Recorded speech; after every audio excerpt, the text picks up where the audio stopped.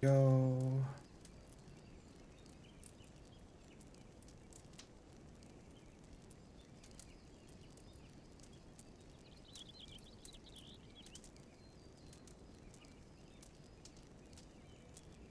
Uh,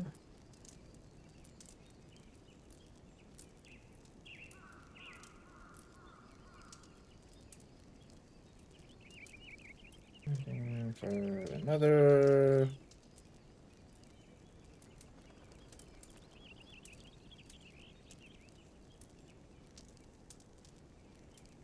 Perfect. Done. That's done. Damn. Here before I can even post. Yeah, damn. Okay. Oh boy. A quick little start sync here because I'm probably gonna upload this separate. So, how do I do this? No, I like that. Oh, that's how I'll do it. So, 3, 2, 1, on the group pause. Perfect. Okay, there we go. Just setting something up for the video later. So, called a start sync.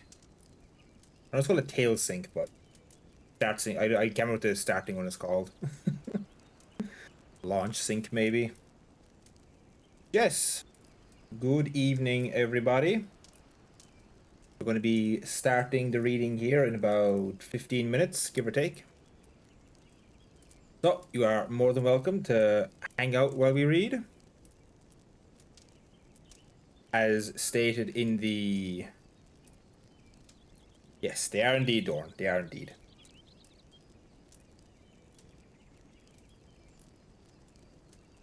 That's the latest incarnation of her, yes, aren't her that version of her was a lizard person back in the day.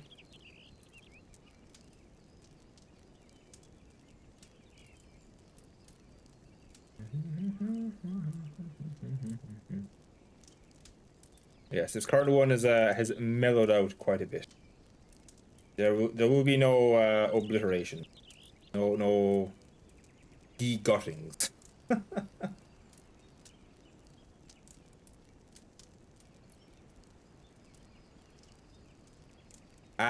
Killer, I'm gonna not do that because I don't think my sanity would let me.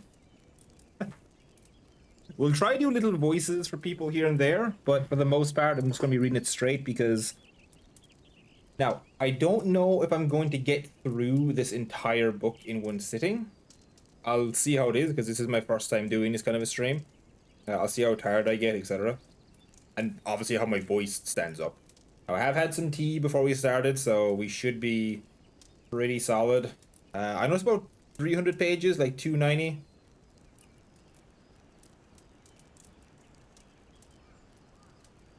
Yeah, there's going to be no redeems today, as I said, not to interrupt the nature of this, because I will be trying to upload this as a separate kind of audio track for people that want to listen to it.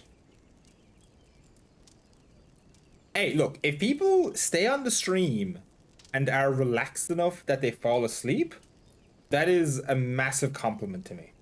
Like, genuinely. A lot of people say, oh, you're falling asleep, you must be bored. No, I'm sorry. Like, I find it a massive compliment that you're relaxed enough that you fall asleep. I do, Killer, don't worry. I have a bottle of water nearby. Like I said, I just had a cup of tea. There is going to be little breaks here and there. It's not going to be like every chapter or anything like that, but there will be little breaks. Obviously for me to, go to the toilet or anything, give y'all a chance to take a break. But otherwise, we're just going to be just going for it.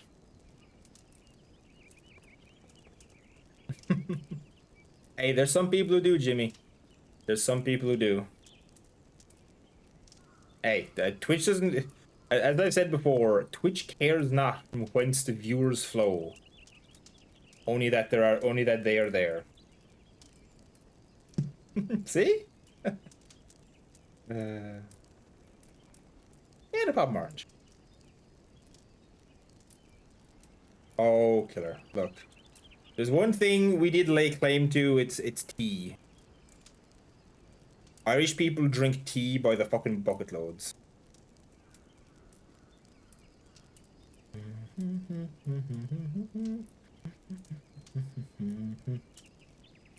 Now, as you can hear, I do have a little bit of what I hope is fitting background music. It is literally called post-apocalypse music. Let me know if it's too loud or too quiet. It's only meant to just be like just barely there. It's not meant to be like in your face. Into tea parents. Like, what can I say, man? We love our Barry's tea. We love our Barry's tea, Lion's tea, even fucking like the store brand teas. No, the movie. Sorry, I meant to clarify that in the Watchtower ranking. No, the movie is fine. Y'all can talk about the movie, The Live Long Day. The book and the movie are so different. It's not even funny. The movie is like as references to the book. That's pretty much it. It has some references. Oh no, the book World War Z is so, yeah, it's 1,000 times better. The movie is widely panned as like, okay, for me personally, it's a fun bad movie. Yes, it's terrible, but I still enjoy it. Like, because there's some real questionable decisions in that film. But it did give us what Jimmy just mentioned. It did give us the, oh god, it did give us the whole swarm mechanic, which we got to enjoy in the likes of Space Marine 2. You know. A fun fact: actually, no, we won't say it. It's fine. Oh, and there's a pre-roll ads, which I expected.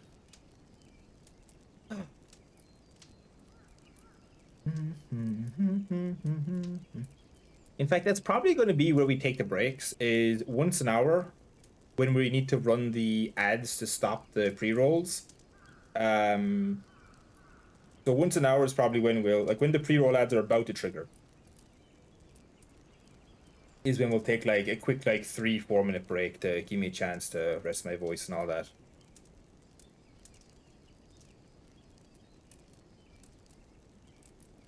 The German Frisians. Oh, Frisians is a thing? Oh, I thought you were just misspelling something. What is a Frisian? Renowned historic horse breed? What? Horses are drinking tea? What are you talking about?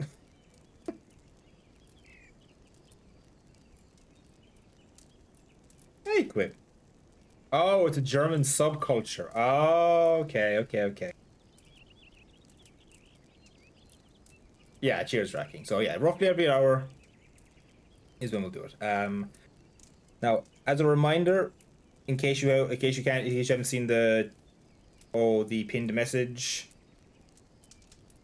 Yes, so this stream, if you all stick through this whole stream, you're going to have a rather biblical amount of pints saved up for the next stream. This is y'all's like once every few months, like bank up your pints for hearing the shit out of me. So enjoy it while it's here. Hey, Dragonite. Alright. Just a few more minutes here and we'll get going. Now, again, as this is my first time doing this, I will apologize for any like flubs in reading or mispronouncing words, etc., etc. Because there is like I said, this is a globe-spanning book in terms of the places, though. There will be place names and whatnot I'm probably going to utterly butcher. So just brace yourselves for them.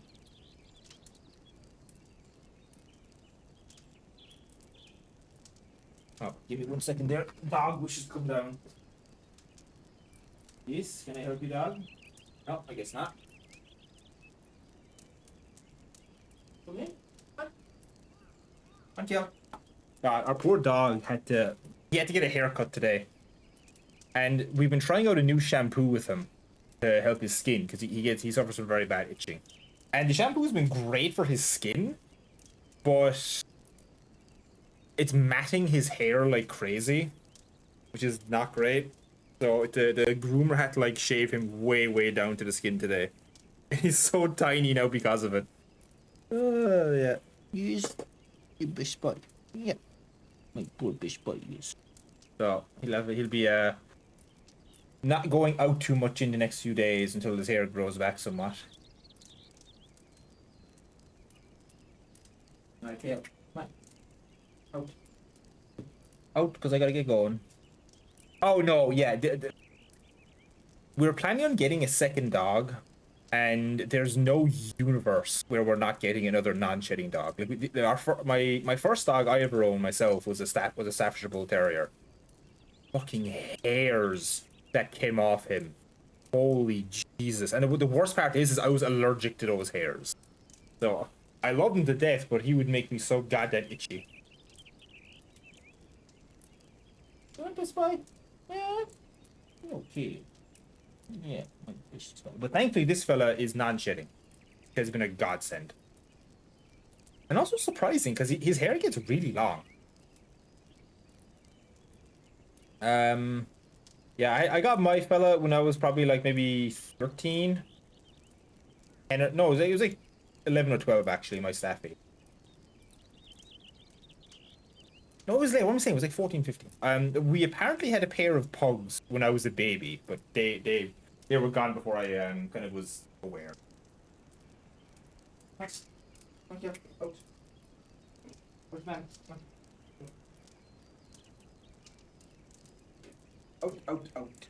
I gotta get started here. T minus 5 minutes. 5 minutes. Yeah, fair enough. We contemplated getting a cat, but we're too paranoid about the cat going out on the road because we live right next to a road. We're in a country, like we're in a country little one-off road, and so we'd be terrified of the cat going outside and getting knocked over. Like if we got a cat, we would want one like that was a permanent house cat. At most, go out to the yard and then come back. But at the same time, eh. We actually had a stray cat for a few years that we called him Screecher because my fucking god, the minute he saw you, he would just start going meow meow and just start yelling his lungs out at us, looking for attention. And he was a don't be wrong, it was a stray, but it was a stocky cat. Like this was clearly someone's house cat that they just didn't want. So like the whole neighborhood essentially took care of the cat. But thankfully he ended up getting adopted fully by someone on the road, which was nice. At the time, we unfortunately couldn't adopt him because we had a dog, because our staffy was very anti fucking cat. Like, holy Jesus, he would have torn that poor thing asunder, or other way around. Either way, it wouldn't have been pretty. And he was too old to kind of accustom him to it. If he'd grown up with cats, then maybe, but he was like 5 or 6 when this was going on. So he was well past the point where we could have like trained him to be friendly around animals. Oh, me. Do 1 or 2 last checks, and I'll be right back.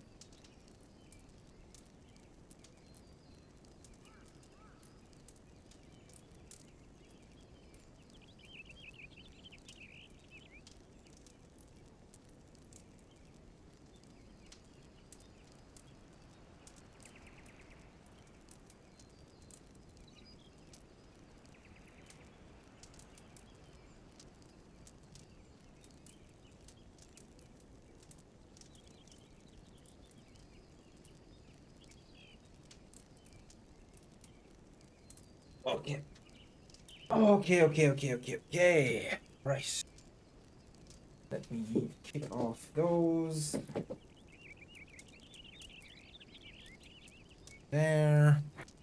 Annoyingly, my cable for my mic is not quite long enough where I can center it. We can get it pretty close.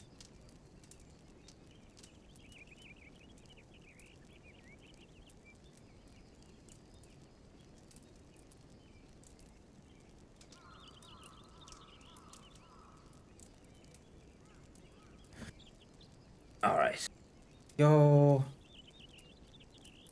Okay. Frame rate on the game should stay the same. Just a background image. Well, not a background image, but just a background thing anyway for. I'm in G pose, so I shouldn't get any alerts. And I'm also tabbed out, so I shouldn't get any alerts. Hey, there you go. Okay.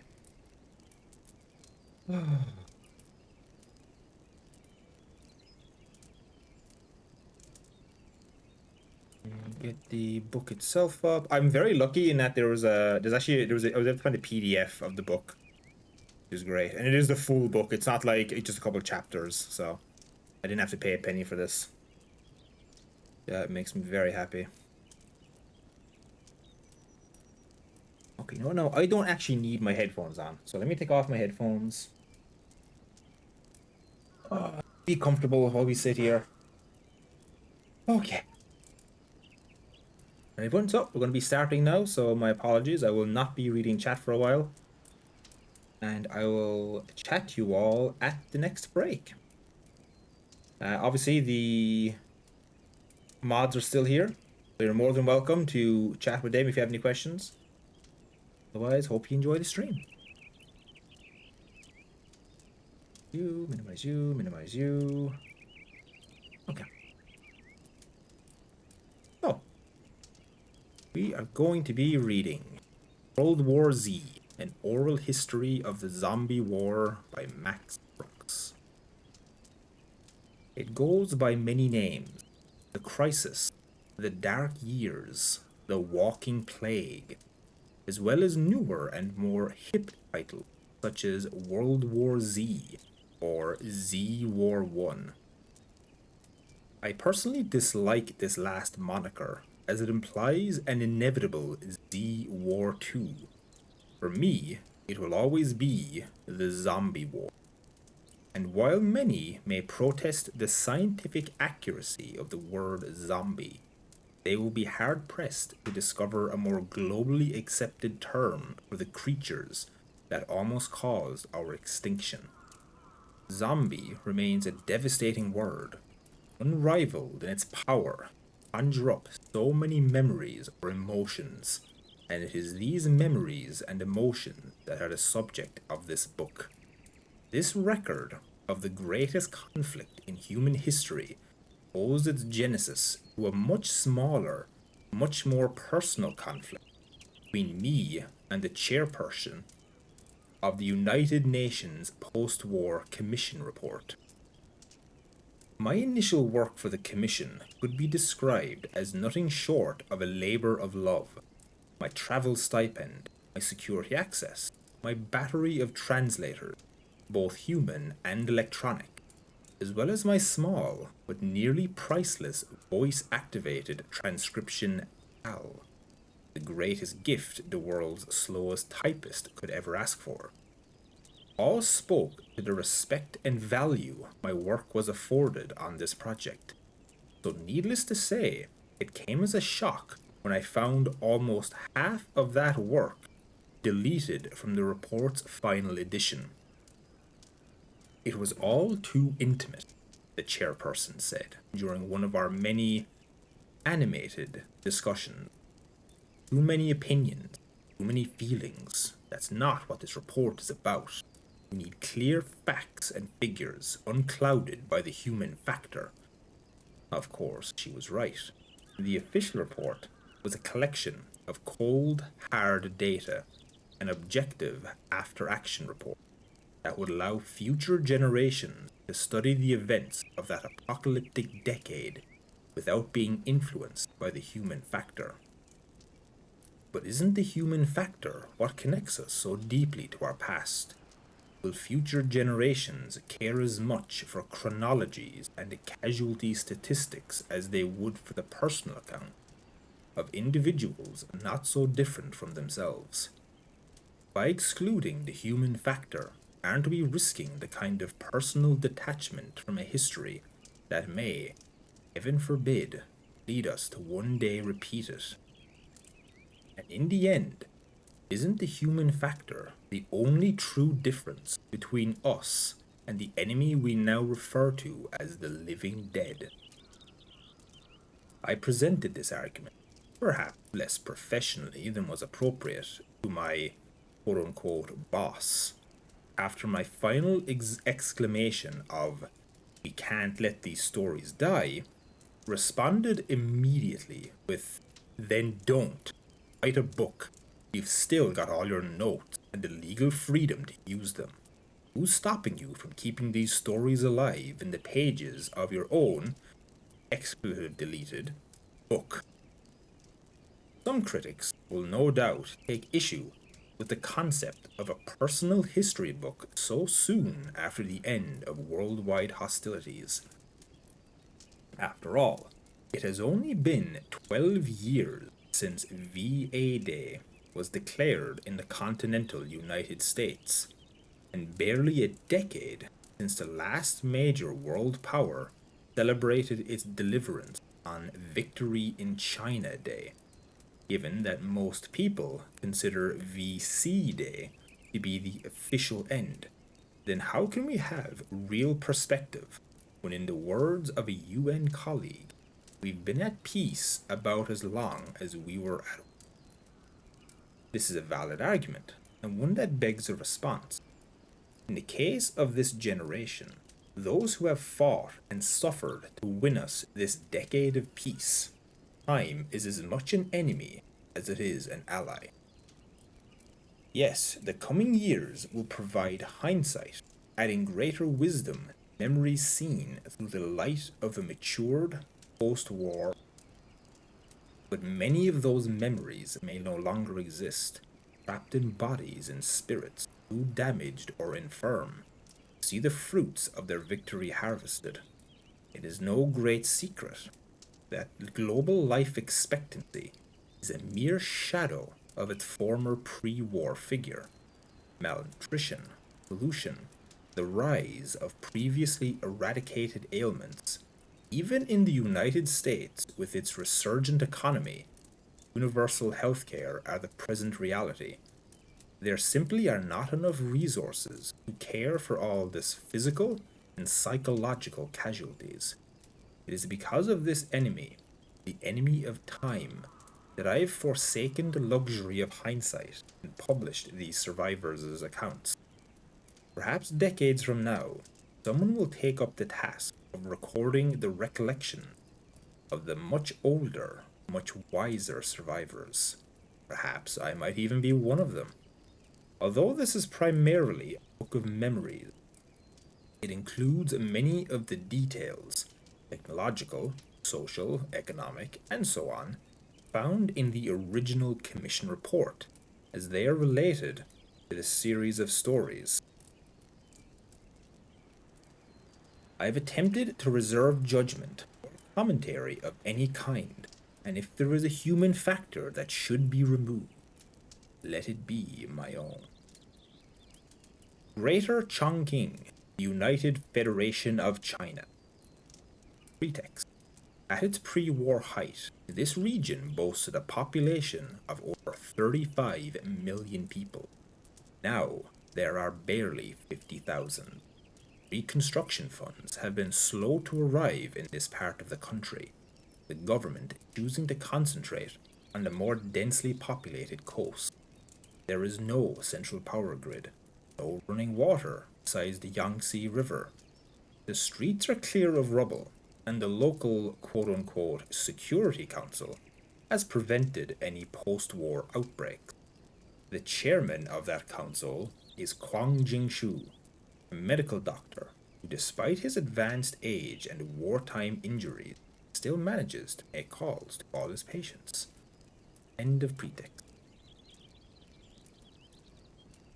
The first outbreak I saw was in a remote village that officially had no name. The residents called it New Dachang. This was more out of nostalgia than anything else. Their former home, Old Dachang, had stood since the period of the Three Kingdoms. Farms and houses, and even trees said to be centuries old. When the Three Gorges Dam was completed, and reservoir waters began to rise, much of Dachang had been disassembled, brick by brick, then rebuilt on higher ground. This new Dachang, however, was not a town anymore, but a National Historic Museum. It must have been a heartbreaking irony for those poor peasants to see their town saved, but then only able to visit it as a tourist. Maybe that is why some of them chose to name their newly constructed hamlet New Dachang, preserve some connection to their heritage, even if it was only in name. I personally didn't know that this other New Dachang even existed. So you can imagine how confused I was. The call came in. The hospital was quiet. It had been a slow night, even for the increasing number of drunk driving accidents. Motorcycles were becoming very popular. We used to say that your Harley Davidson killed more young Chinese than all the GIs in the Korean War.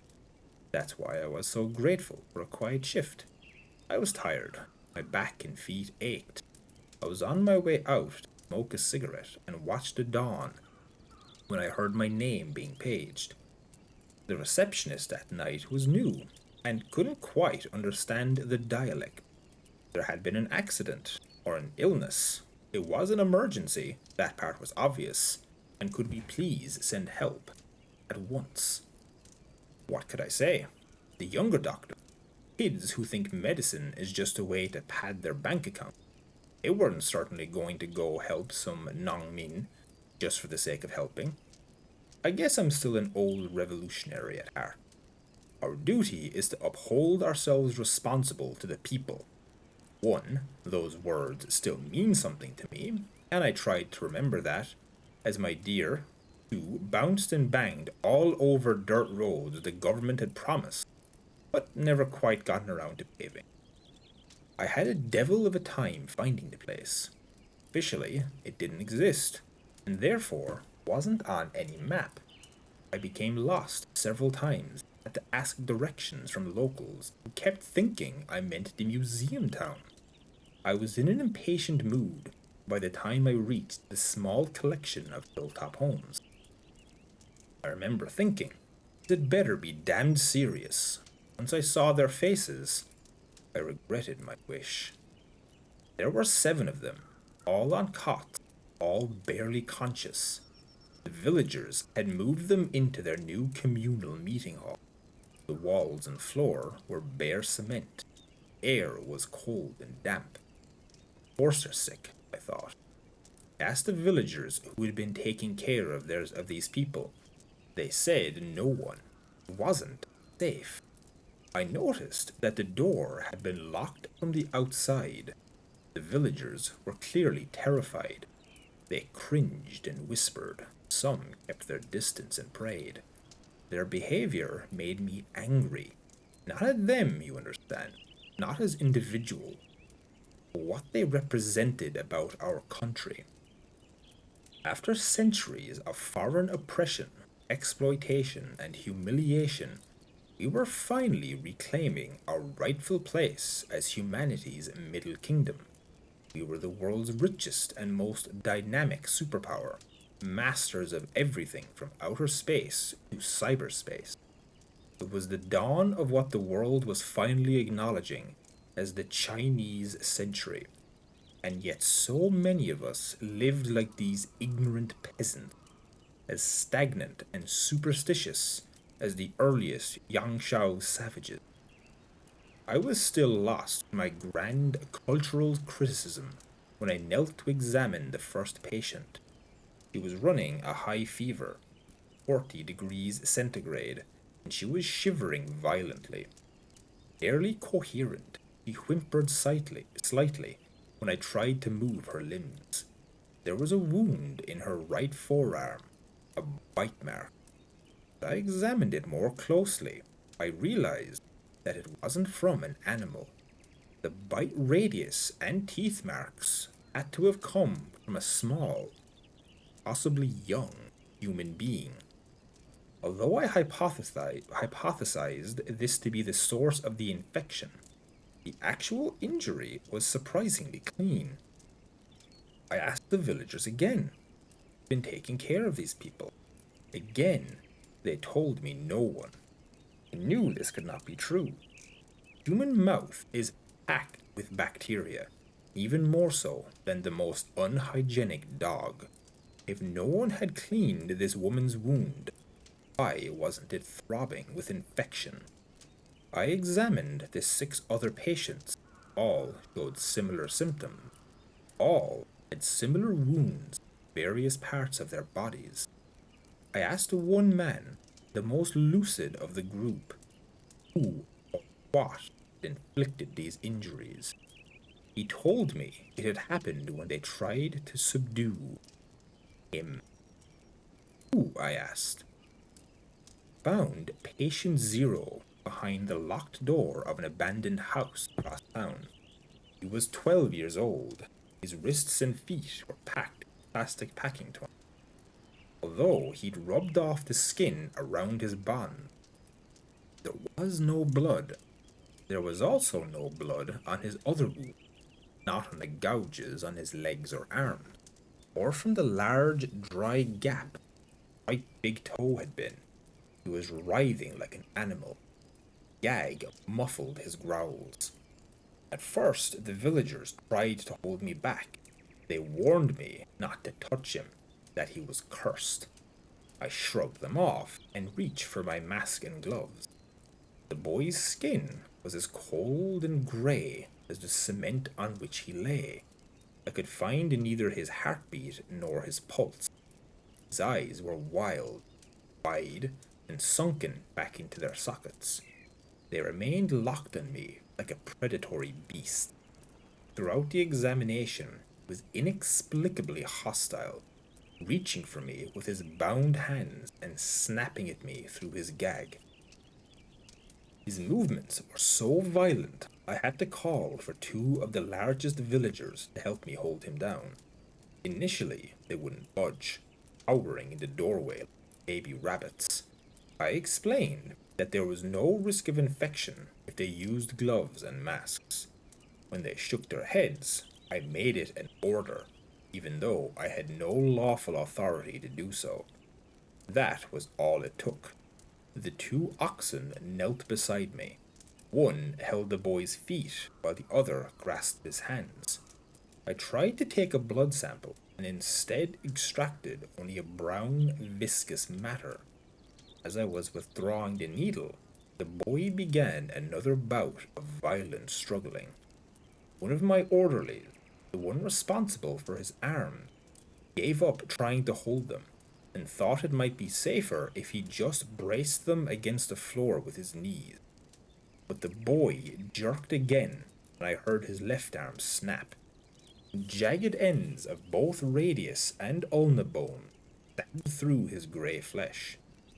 Although the boy didn't cry out, didn't even seem to notice, it was enough for both assistants to leap back and run from the room. I instinctively retreated several paces myself.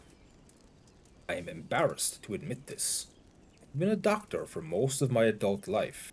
I was trained and, you could even say, raised by the People's Liberation Army. I've treated more than my share of combat injuries, faced my own death on more than one occasion, and now I was scared, truly scared of this frail child. The boy began to twist in my direction. His arm ripped completely free. Flesh and muscle tore from one another until there was nothing except the stump. His now free right arm, still tied to the severed left hand, dragged his body across the floor. Hurried outside, locking the door behind me.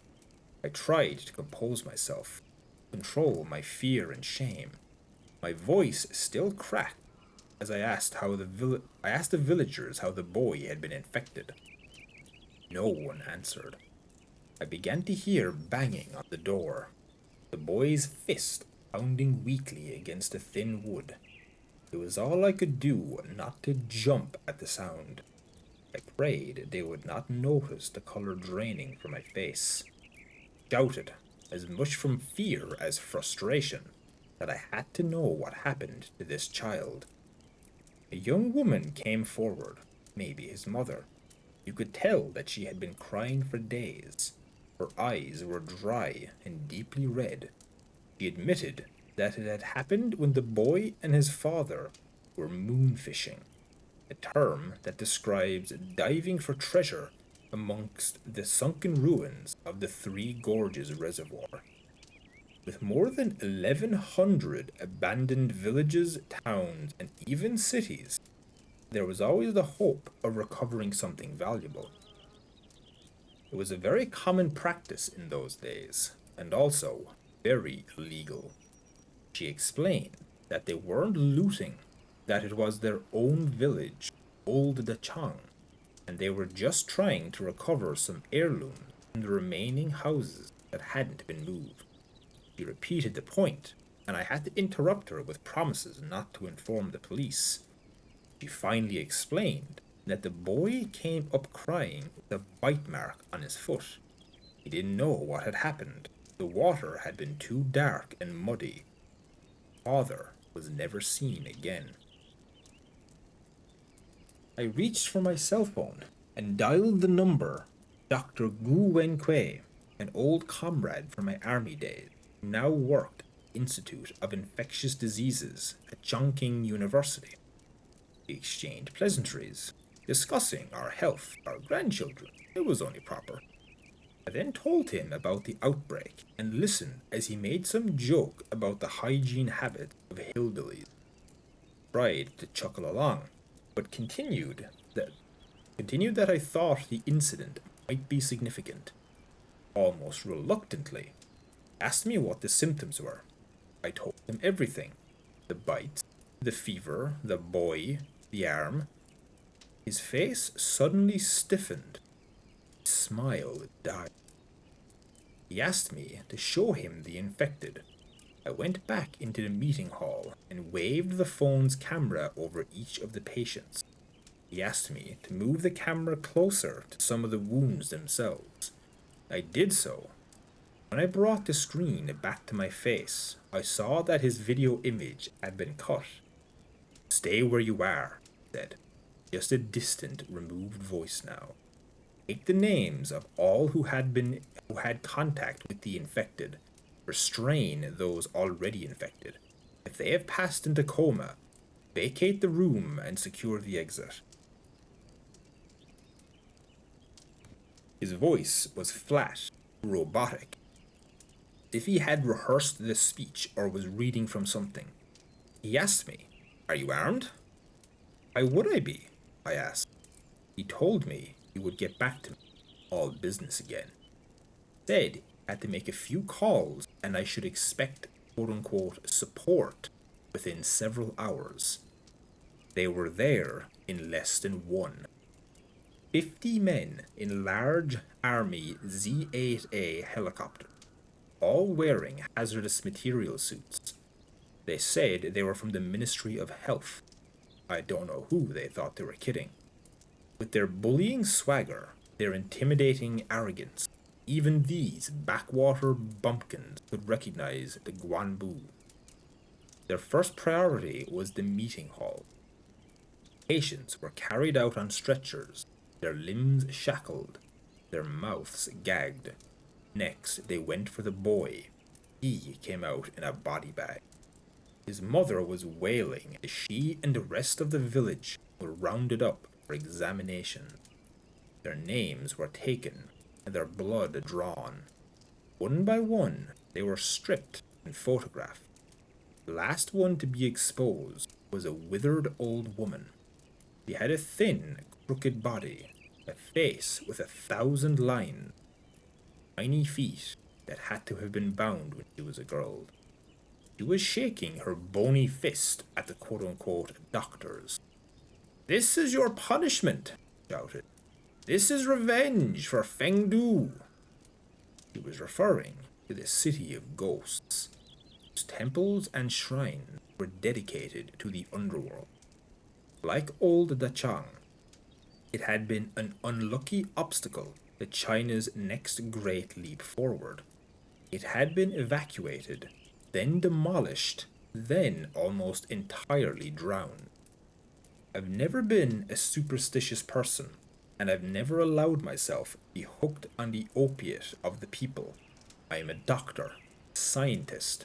I believe only in what I can see and touch.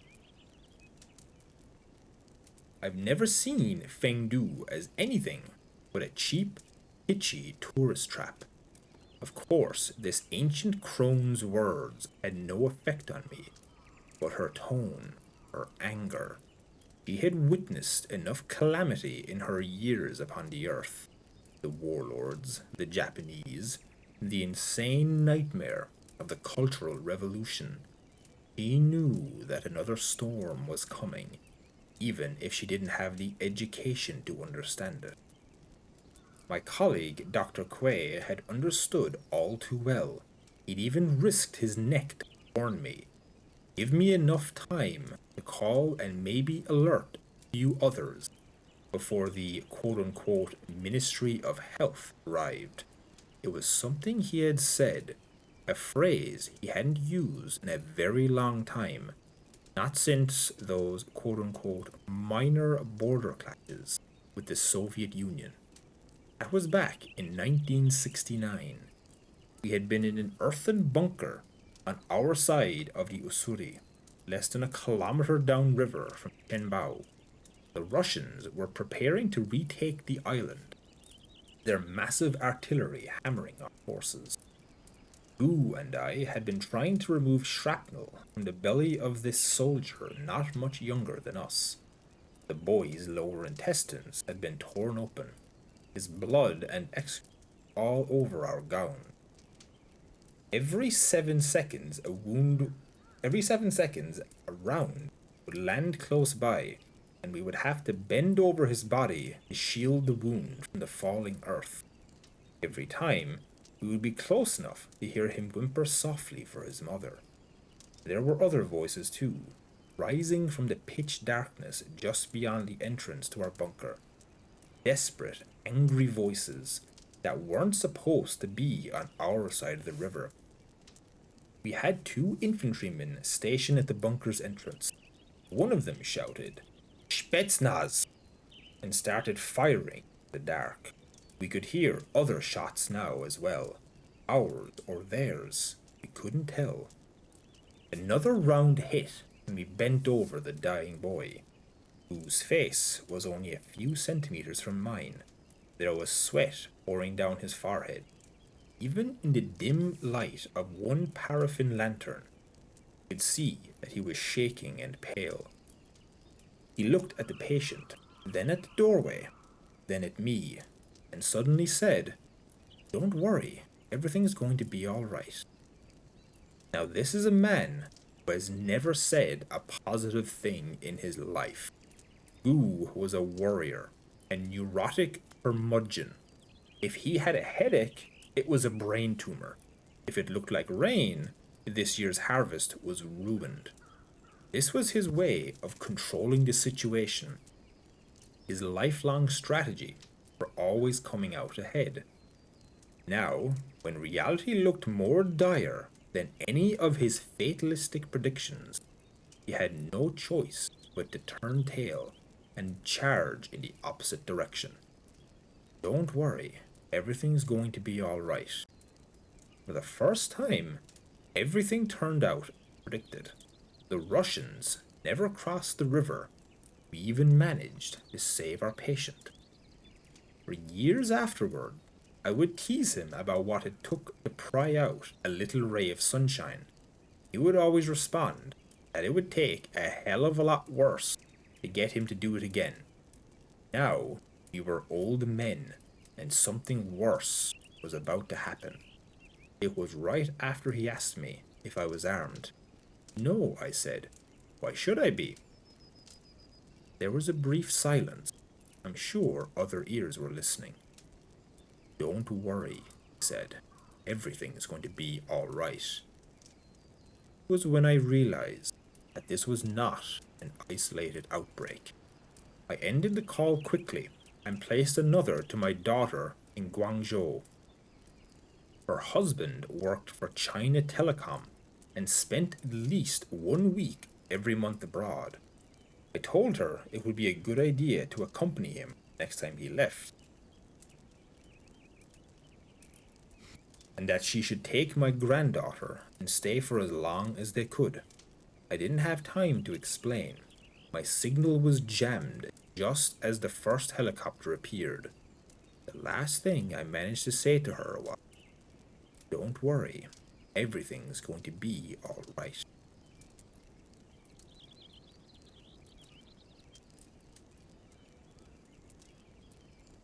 Huang Jingshu was arrested by the MSS and incarcerated without formal charges. By the time he escaped, the outbreak spread beyond China's borders. Now, next chapter. Lhasa, the People's Republic of Tibet. The world's most populous city is still recovering from the last week's results of last week's general election. The Social Democrats have smashed the Lamist party in a landslide victory, and the streets are still roaring with revelry. I met Nuri Tilavaldi at a crowded sidewalk cafe. We have to shout over the euphoric din. Before the outbreak started, overland smuggling was never popular. To arrange for the passports, the fake tour buses, the contacts, and protection on the other side all took a lot of money. Back then, the only two lucrative routes were into Thailand or Myanmar.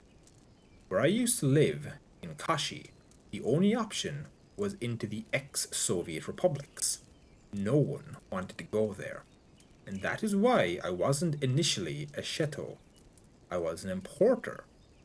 Raw opium, uncut diamonds, girls, boys, whatever was valuable from those primitive excuses for countries. The outbreak changed all that. Suddenly, we were besieged with offers, and not just from the Liudong Renko, but also, as you say, from people on the up and up.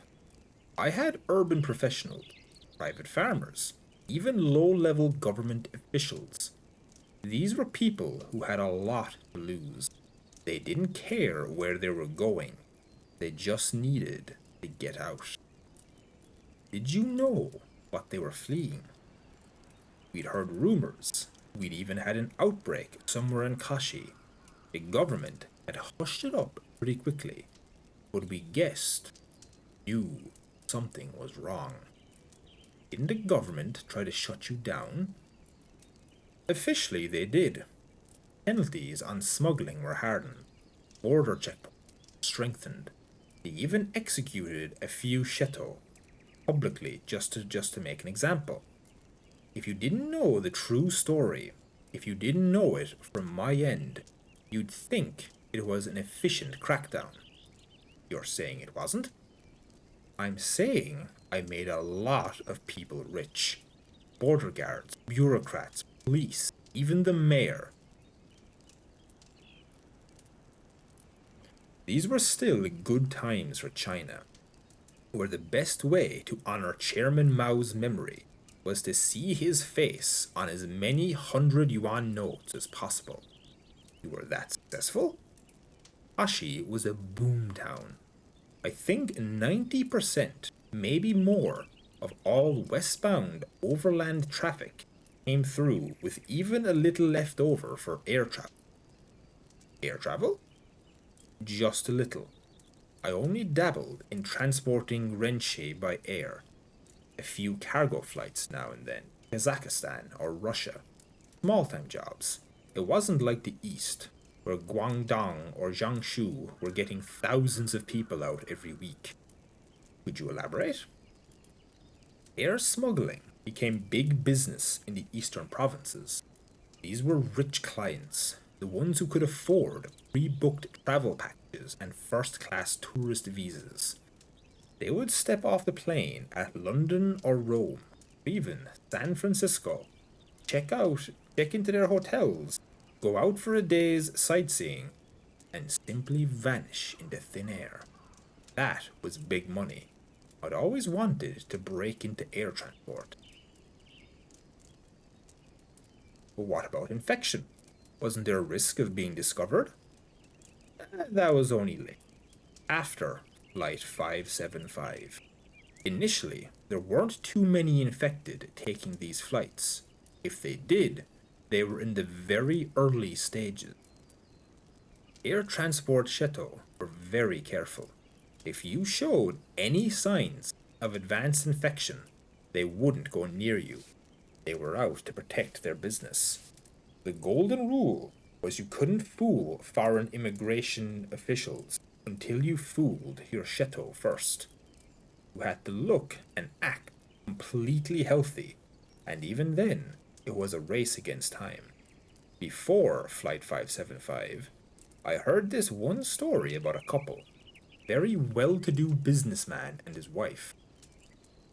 He had been bitten, not a serious one, you understand, but one of the slow burns, where all the major blood vessels are missed. I'm sure they thought there was a cure in the West. A lot of the infected did. Apparently, they reached their hotel room in Paris just as he began to collapse. His wife tried to call the doctor, forbade it.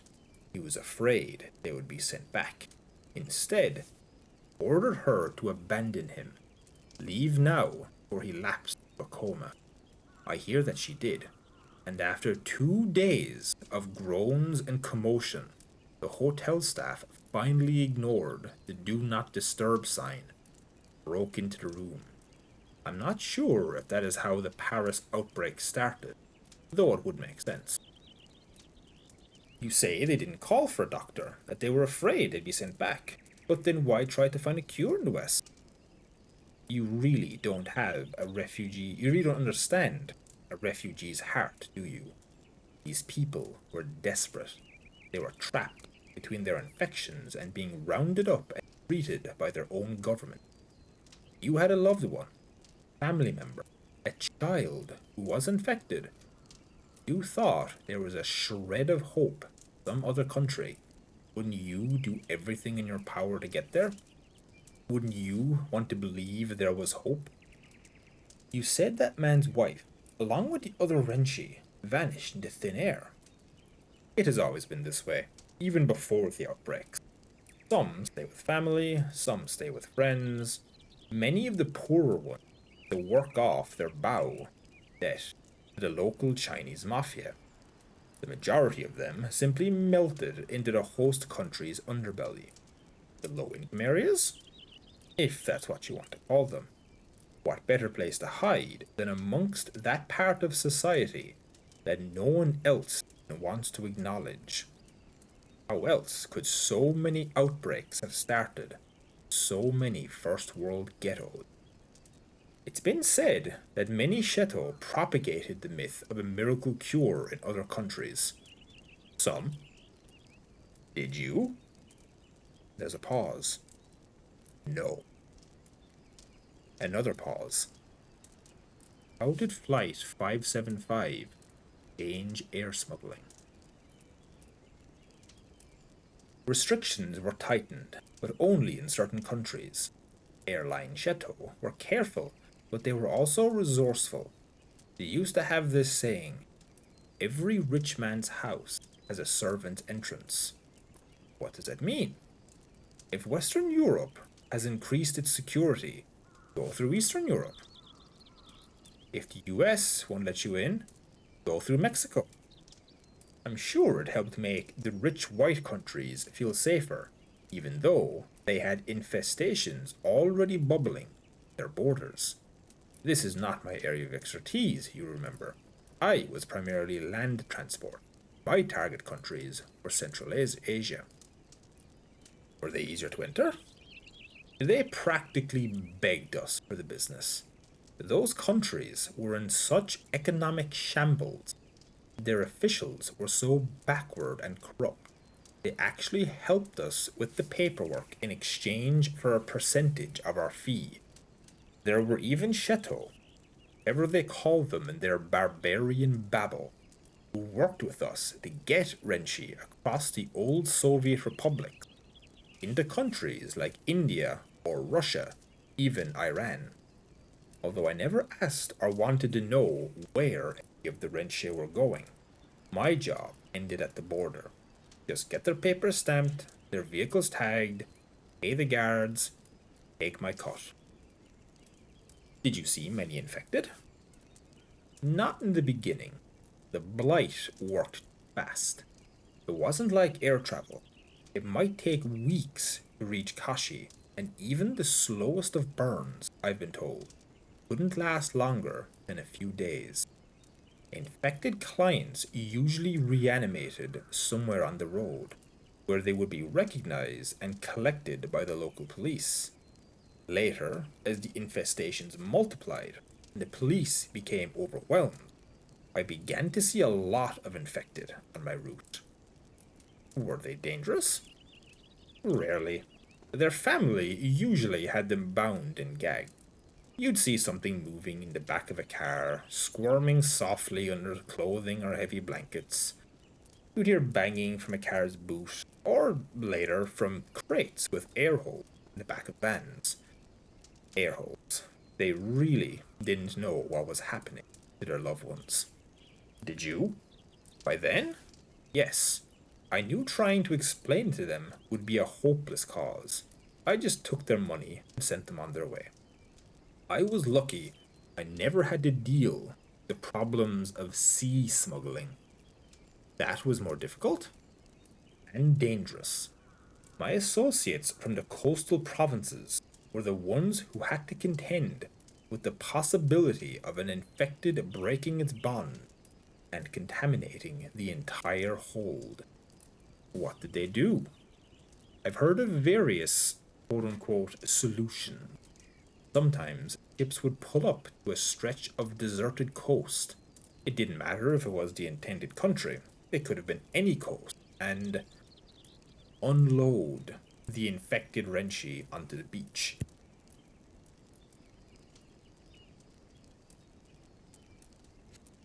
I've heard some captains making for an empty stretch of open sea and just tossing the whole writhing lot overboard. That might explain the case. Swimmers and divers starting to disappear without a trace, or why you'd hear of people all around the world saying they saw them walking out of the surf. At least I never had to deal with that. I did have one similar incident, the one that convinced me it was time to quit. There was this truck, a beat-up old jalopy. You would hear the moans from the trailer. A lot of fists were slamming against the aluminum. It was actually swaying back and forth. In the cab, there was a very wealthy investment banker from Xi'an. He'd made a lot of money buying up American credit card debt. He had enough to pay for his entire extended family. The man's Armani suit was rumpled and torn. There were scratch marks on the side of his face, and his eyes, that frantic fire I was starting to see more of every day. The driver's eyes had a different look, same one as me. The look that maybe money wasn't going to be much good for much longer. I slipped the man an extra 50 and wished him luck. That was all I could do. Where was the truck headed? Kyrgyzstan.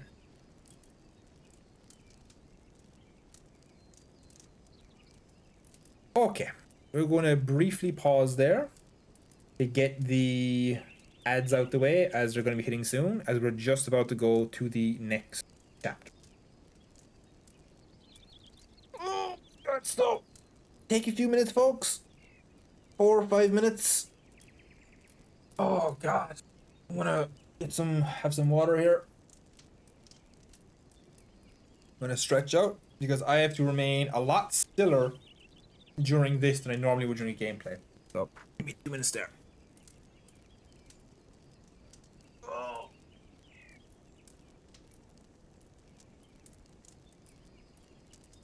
Oh. Wow, we've almost 30 people watching? Or, well, listening, I guess. Very good. Very good. I'm glad you're all enjoying.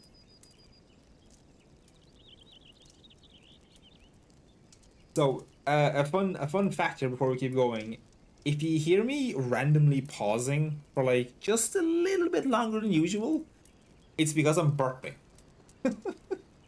Talking like this for some reason is making me burp a lot.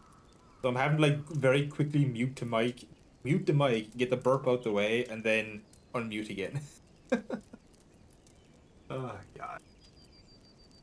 Okay. I'll give another 2 minutes here. We'll wait for the ads to finish, and then we'll get back to work. I'm literally just like kind of stretching. I'm standing up and stretching for a bit.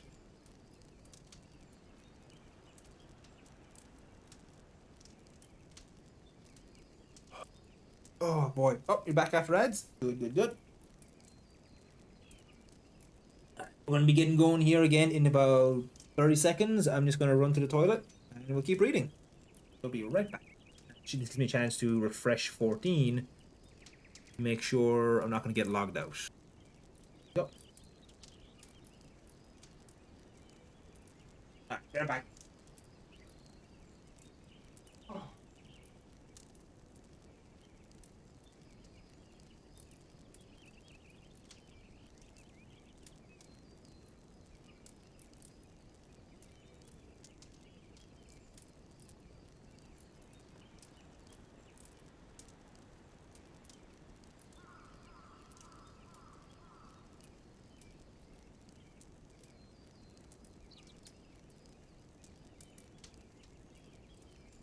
Yo. We'll give. Oh, I can see that some people still stuck in ads, so we'll oh shit. Yeah, author is Karl Marx. Yeah, sorry, it's not Karl Marx. I'm sorry. It's his legally distinct friend, Max Brooks. Well, look, if anyone's feeling generous, you could spare some of those people from ads with a little gift sub. Just $5 a month. Oh, who is pinging me? Oh, 1 second. Yeah, sorry, I can hear. I had my headset off. How about that?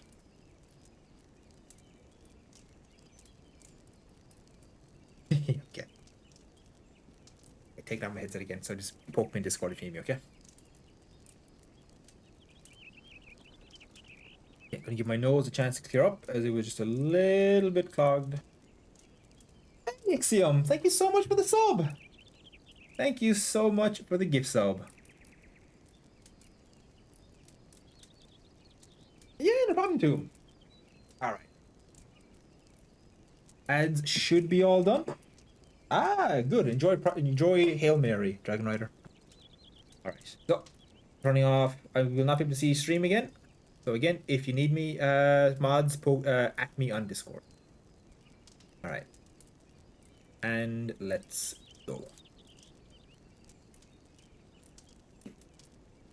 Meteora, Greece. The monasteries are built into the steep, inaccessible rock. Some buildings sitting perched atop high, almost vertical columns. While originally an attractive refuge from the Ottoman Turks, it later proved just as secure from the living dead. Post-war staircases, mostly metal or wood, and all easily retractable, cater to the growing influx of both pilgrims and tourists. Meteora has become a popular destination for both groups in recent years.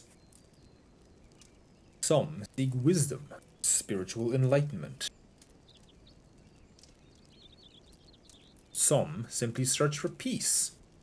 Stanley MacDonald is one of the latter, a veteran of almost every campaign across the expanse of his native Canada.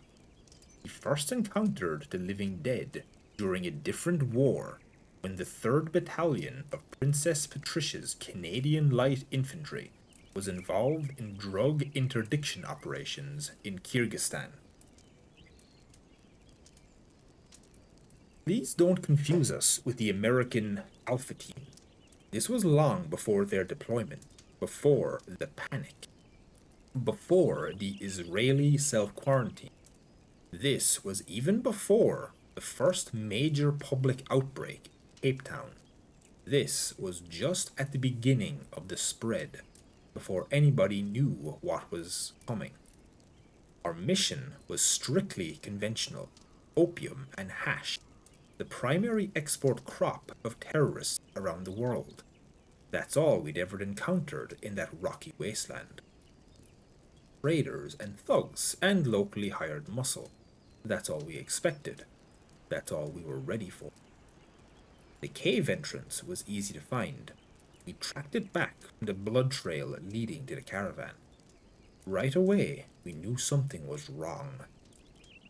There were no bodies. Rival tribes always left their victims laid out and mutilated as a warning to others. There was plenty of blood. Blood and bits of brown, rotting flesh, but the only corpses we found were the packmen. They had been brought down, not shot, by what looked wild animals. Their bellies were torn out, and large bite wounds covered their flesh. We guessed it had to be wild dogs. Packs of those damn things roamed the valleys, big and nasty as Arctic wolves. What was puzzling was the cargo, still in their saddlebags or just scattered about the bodies. Now, even if this wasn't a territorial hit, even if it was religious or tribal revenge killing, no one just abandoned 50 kilos of prime, raw, bad brown, or perfectly good assault rifles, or expensive personal trophies like watches, mini disc players, and GPS locators. The blood trail led up the mountain path from the massacre in the wadi. A lot of blood. Anyone who lost that much wouldn't be getting up again. Only somehow he did. He hadn't been treated. There were no other track marks. What we could tell, this man had run, bled, fallen face down. We could still see his bloody face mark imprinted in the sand. Somehow, without suffocating, without bleeding to death, he'd lain there for some time, then just gotten up again, started walking. These new tracks were very different from the old. They were slower, closer together. His right foot was dragging. Clearly why he'd lost his shoe, an old worn-out Nike high top. The drag marks were sprinkled with fluid. Not blood, not human, but droplets of hard, black, rusted ooze that none of us recognized. We followed these and the drag mark to the entrance of the cave. There was no opening fire, no reception of any kind. We found the tunnel entrance unguarded and wide open. Immediately, we began to see bodies. Men killed by their own booby trap. They looked like they'd been running. Get out. Beyond them, in the first chamber, we saw our first evidence of a one-sided firefight. One-sided because only one wall of the cavern was pockmarked by small arms. Opposite that wall were the shooters. They'd been torn apart. Their limbs, their bone, shredded and gnawed, some still clutching their weapons. One of those severed hands with an old macaron still in the grip. The hand was missing a finger. I found it across the room, along with the body of another unarmed man who'd been hit over 100 times. Several rounds had taken the top of his head off. The finger was still stuck between his teeth.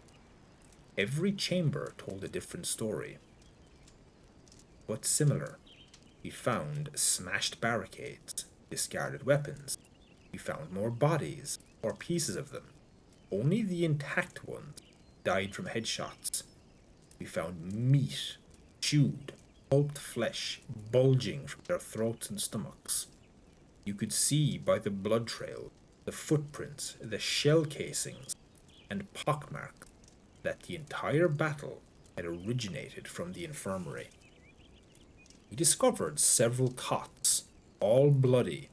At the end of the room, we found a headless, I'm guessing, doctor, lying on the dirt floor next to a cot with soiled sheets and clothes of an old, left footed, worn out Nike high top.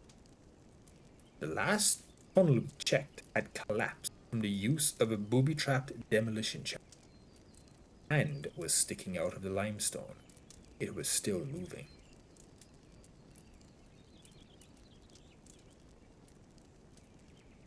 I reacted from the gut, leaned forward, grabbed the hand, felt that grip, like steel, almost crushed my fingers.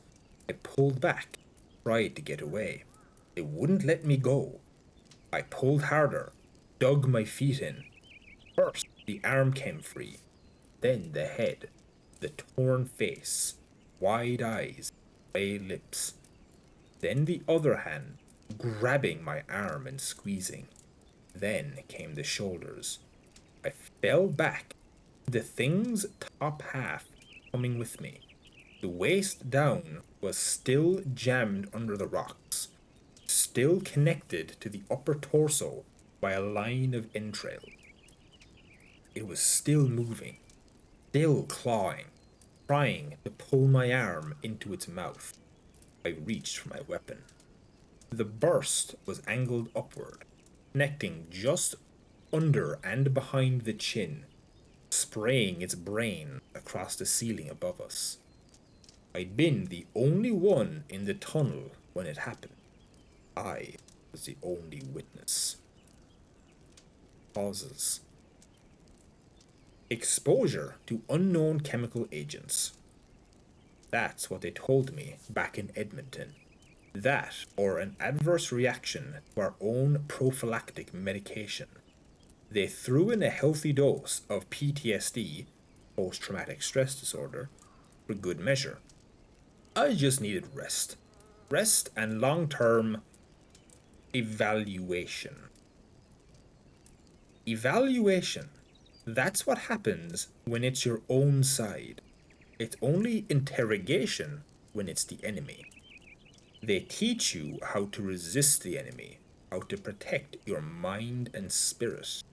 They don't teach you how to resist your own people, especially people who think they're trying to help you see the truth. They didn't break me. I broke myself. I wanted to believe them, and I wanted them to help me. I was a good soldier, well trained, experienced. I knew what I could do to my fellow human beings, what they could do to me. I thought I was ready for anything. He looks out at the valley, his eyes unfocused. Who, in his right mind, would have been ready for this?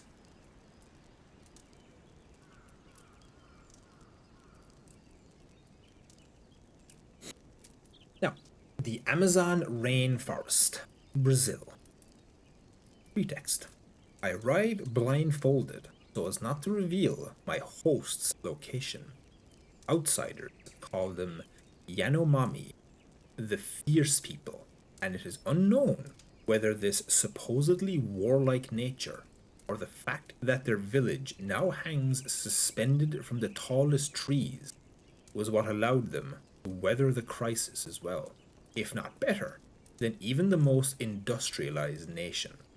It is not clear whether Fernando Oliveira, the emaciated, drug-addicted white man from the edge of the world, is their guest, mascot, or prisoner. End of pretext. I was still a doctor, that's what I told myself. Yes, I was rich and getting richer all the time, but at least my success came from performing necessary medical procedures. I wasn't just slicing and dicing little teenage noses or sewing Sudanese pintos onto she-boy pop divas. I was still a doctor. I was still helping people. And if it was so immoral to the self-righteous, hypocritical North, Why did their citizens keep coming? The package arrived from the airport an hour before the patient packed in ice in a plastic picnic cooler. Hearts are extremely rare, not like livers or skin tissue, and certainly not like kidneys, which, after the presumed consent law was passed, you could get from almost any hospital or morgue in the country. Was it tested? For what? In order to test for something, you have to know what you're looking for. We didn't even know about walking plague then. We were concerned with conventional ailments, hepatitis or HIV/AIDS, and we didn't even have time to test for those. Why is that? Because the flight had already taken so long. Organs can't be kept on ice forever. We were already pushing our luck with this one. Where had it come from? China, most likely. My broker operated out of Macau. We trusted him. His record was solid, and he assured us that the package was clean. I took him at his word. I had to. He knew the risks involved, so did I, so did the patient. Herr Mueller, in addition to his conventional heart ailments, was cursed with the extremely rare genetic defect of dextrocardia with situs inversus. His organs lay in their exact opposite position. The liver was on the left side, the heart entryways on the right, so on. You see the unique situation we were facing. We couldn't have just transplanted a conventional heart and turned it backward. It just doesn't work that way. We needed another fresh, healthy heart from a donor with exactly the same condition. Where else but China could we find that kind of luck? It was luck. He smiles. And and quote unquote political expediency. I told my broker what I needed, gave him the specifics, and sure enough, 3 weeks later, I received an email simply titled, "We have a match. So you performed the operation." I assisted. Dr. Silva performed the actual procedure. He was a prestigious heart surgeon, worked the top cases at the hospital Israelita Albert Einstein in Sao Paulo. Arrogant bastard, even for a cardiologist. It killed my ego to have to work with, under, prick, treating me like I was a first-year resident. But what was I going to do? Herr Mueller needed a new heart, and my beach house needed a new herbal jacuzzi. Herr Mueller never came out of the anesthesia. As he lay in the recovery room, barely minutes after closing, symptoms began to appear. His temperature, pulse rate, oxygen. I was worried, and it must have tickled my more experienced colleague. He told me that it was either a common reaction to the immunosuppressant medication or the simple, expected complications of an overweight, unhealthy, 67-year-old man who'd just gone through one of the most traumatic procedures in modern medicine. I'm surprised he didn't pat me on the head. He told me to go home, take a shower, get some sleep, maybe call a girl or two, relax. He'd stay and watch him and call me if there was any change. Oliveira purses his lips angrily and chews another wad, mysterious leaves at his side. And what was I supposed to think? Maybe it was the drugs, the OKT, or maybe I was just being a warrior. This was my first heart transplant. Did I know? Still, it bothered me so much that the last thing I wanted to do was sleep. So I did what any good doctor should do. His patient is suffering. I hit the town. Danced, I drank, I had salaciously indecent things done to me by who knows who or what. I wasn't even sure it was my phone vibrating the first couple of times. It must have been at least an hour before I finally picked up. Graziella, my receptionist, was in a real state. She told me that Herr Mueller had slipped into a coma an hour before. I was in my car before she could finish the sentence.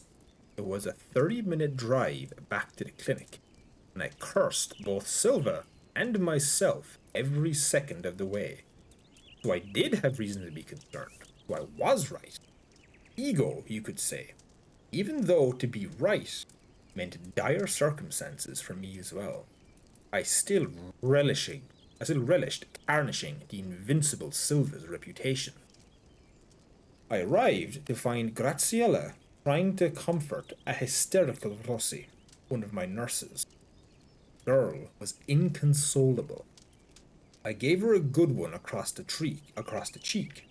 That calmed her down. Asked her what was going on. Why were there spots of blood on her uniform?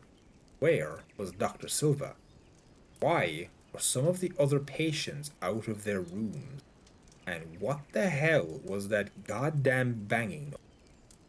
She told me that Herr Mueller had flatlined, suddenly and unexpectedly. She explained that they had been trying to revive him, and Herr Mueller had opened his eyes and bitten Dr. Silva on the hand. The two of them struggled. Rossi tried to help, but was almost bitten herself. He left Silva, ran from the room, locked the door behind her. I almost laughed. It was so ridiculous. Maybe Superman had slipped up, misdiagnosed him, if that was possible. Maybe he'd just risen from the bed and in a stupor tried to grab on to Dr. Silva to steady himself. There had to be a reasonable explanation. And yet there was the blood on her uniform and the muffled noise from Herr Mueller's room. I went back to the car for my gun, more so to calm Graziella and Rosie than for myself. You carried a gun? I lived in Rio. What do you think I carried? My Pinto? I went back to Herr Mueller's room. I knocked several times. I heard nothing. I whispered his and Silva's names. Responded. I noticed blood seeping out from under the door. I entered and found it covering the floor.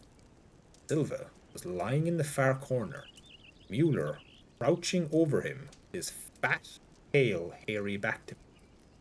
I can't remember how I got his attention, whether I called his name, uttered a swear, or did anything at all but just stand there. Mueller turned to me, bits of bloody meat falling from his mouth. I saw that his steel sutures had been partially pried open, and a thick, black, gelatinous fluid oozed from the incision. He got shakily to his feet, lumbering slowly toward me. I raised my pistol, aiming at his new heart. It was a Desert Eagle.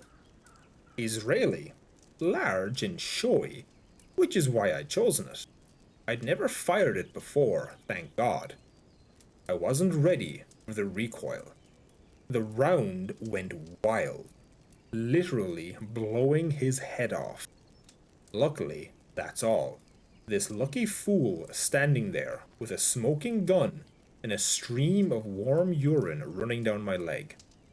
Now it was my turn to get slapped several times by Graziella. Before I came to my senses and telephoned the police. Were you arrested?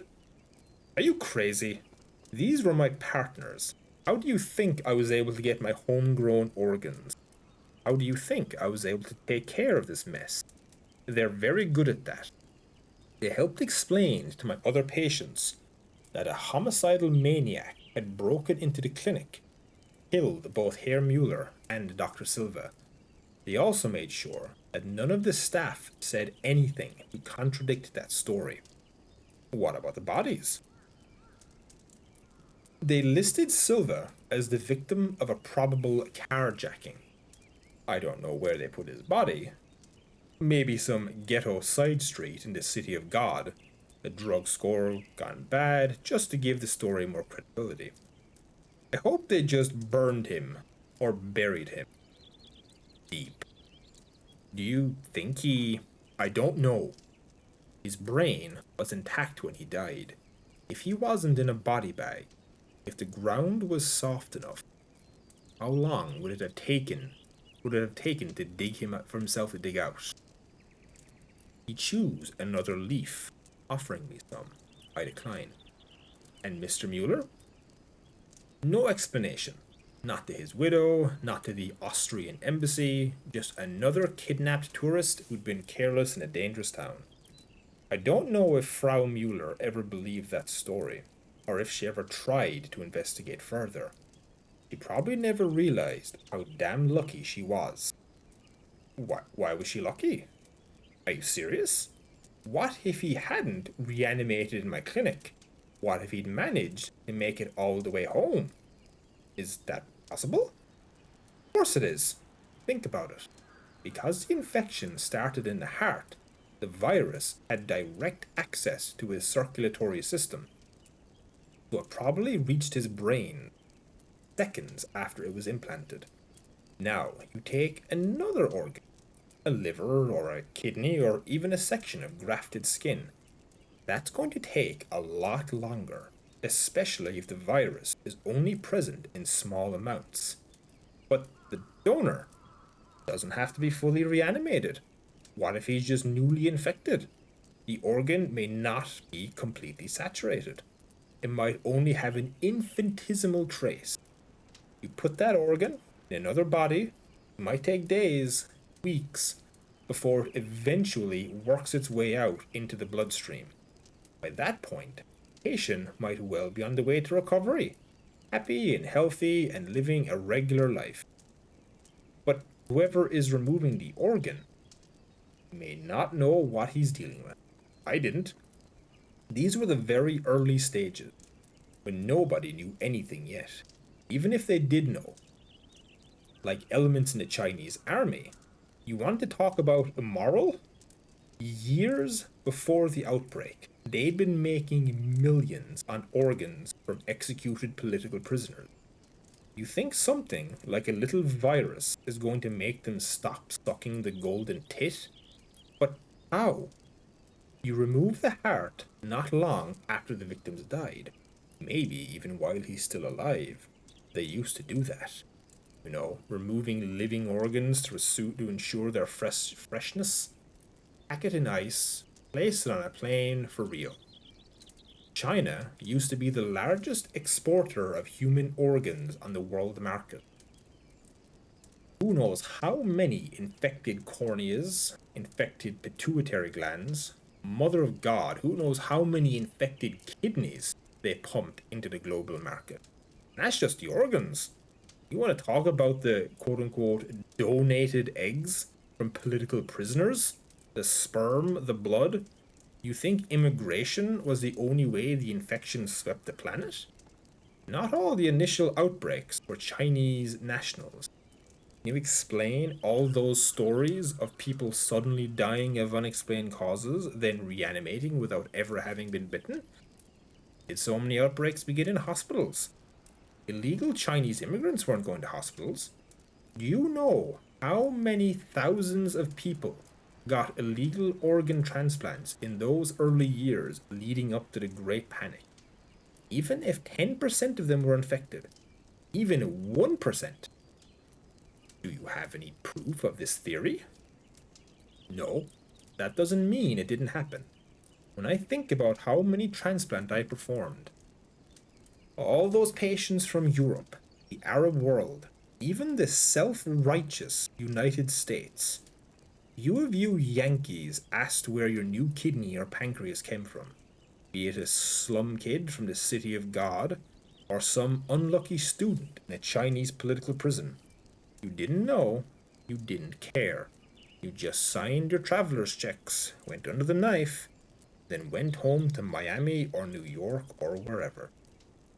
Did you ever try to track these patients down? Warn them? No, I didn't. I was trying to recover from a scandal, rebuild my reputation, my client base, my bank account. I wanted to forget what happened, not investigate it further. By the time I realized the danger, it was scratching at my front door.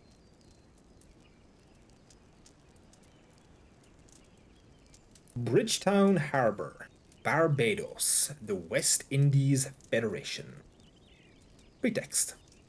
I was told to expect a tall ship, although the sails of the IS Imfingo refer to the four vertical wind turbines riding from her sleek trimaran hull.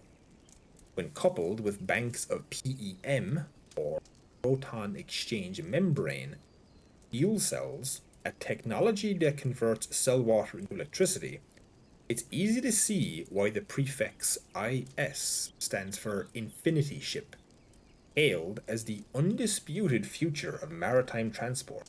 It is rare to see one sailing under anything but a government flag. The Mfingo is privately owned and operated. Jacob Nyathi is her captain.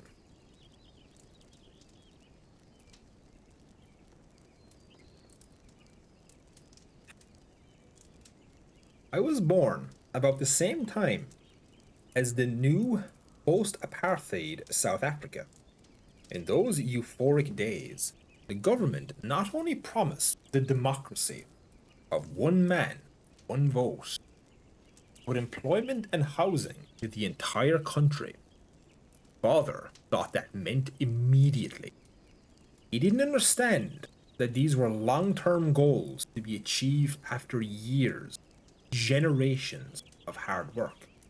He thought that if we abandoned our tribal homeland, relocated to a city, there would be a brand new house and high paying job just sitting there waiting.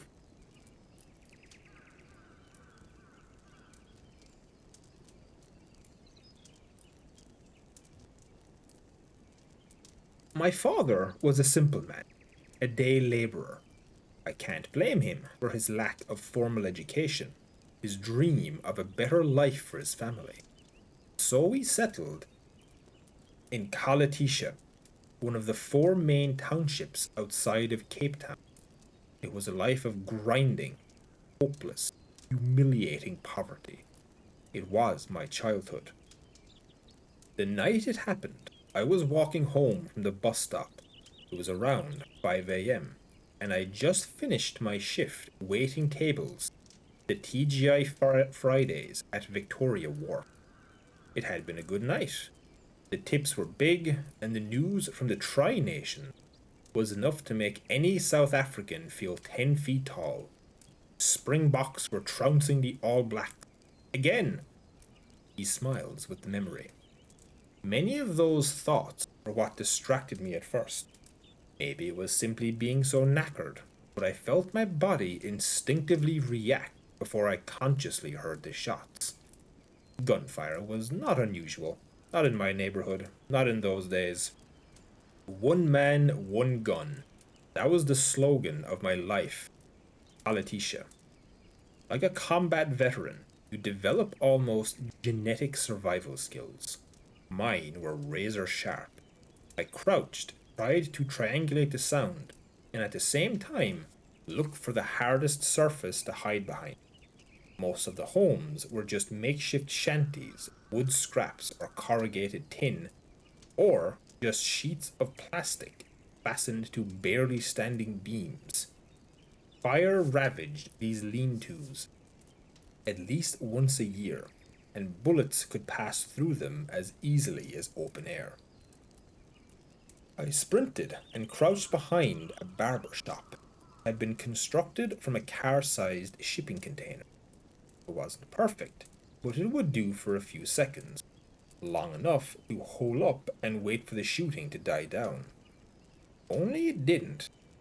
Pistols, shotguns, and that clatter you never forget. The kind that tells you someone has a Kalashnikov. This was lasting much too long to be just an ordinary gang row. Now there were screams, shouts. I began to smell smoke. I heard the stirrings of a crowd. I peeked out from around the corner. Dozens of people, most of them in their nightclothes, all shouting, "Run! Get out of there! They're coming!" House lamps were lighting all around me. Faces poking out of shanties. What's going on here? Who's coming? Those were the younger faces. The older ones They just started running. They had a different kind of survival instinct. An instinct born in a time where they were slaves in their own country. In those days, everyone knew they were, and if they were coming, all you could do was run and pray. Did you run? I couldn't. My family, my mother and two little sisters, lived only a few doors down from the Radio Zibanle station, exactly where the mob was fleeing from. I wasn't thinking. I was stupid. I should have doubled back around, found an alley or quiet street. I tried to wade through the mob, pushing in the opposite direction. I thought I could stay along the sides of the shanties. I was knocked into one of their plastic walls that wrapped around me. The whole structure collapsed. I was trapped, couldn't breathe. Someone ran over me, smashed my head into the ground. I shook myself free, wriggled and rolled out onto the street.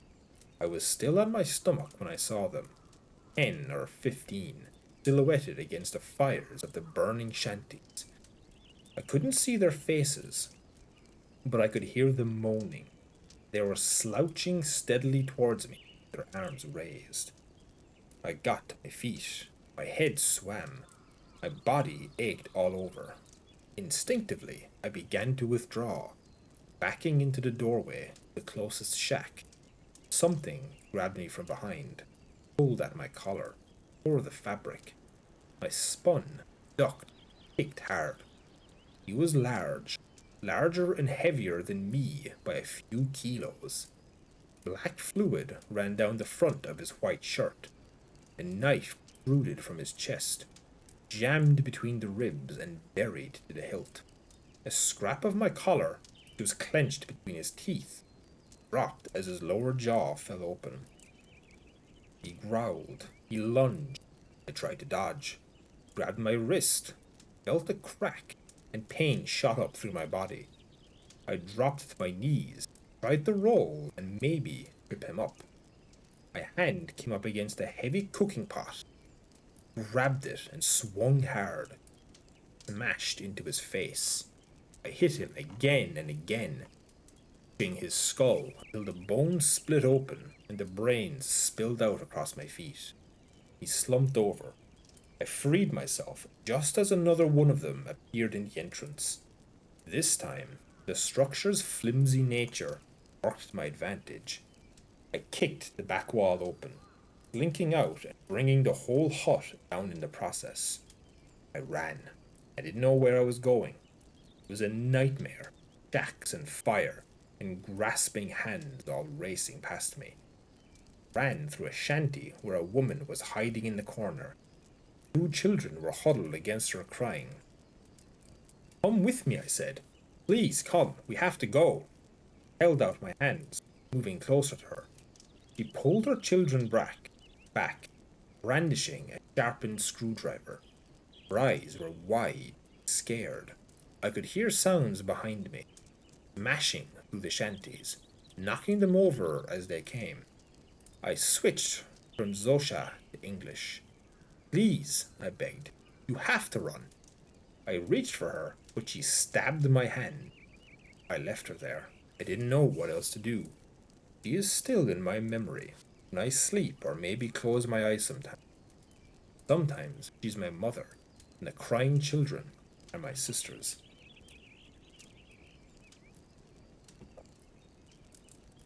I saw a bright light up ahead, shining between the cracks in the shanties. I ran as hard as I could. I tried to call them. I was out of breath, crashed through the wall of a shack. Suddenly, I was in open ground. The headlights were blinding. I felt something slam into my shoulder. I think I was out before I even hit the ground. I came to in a bed at Groot Shore Hospital. I'd never seen the inside of a recovery ward like this. It was so clean and white. I thought I might be dead. The medication, I'm sure, helped that feeling. I'd never tried any kind of drugs before. Never even touched a drink of alcohol. I didn't want to end up like so many in my neighborhood, like my father. All my life I'd fought to stay clean, and now. The morphine, or whatever they had pumped into my veins, was delicious. I didn't care about anything. I didn't care when they told me the police had shot me in the shoulder. I saw the man in the bed next to me, frantically wheeled out as soon as his breathing stopped. I didn't even care when I overheard them talking about the outbreak of rabies. I was talking about it. I don't know. Like I said, I was as high as the stars.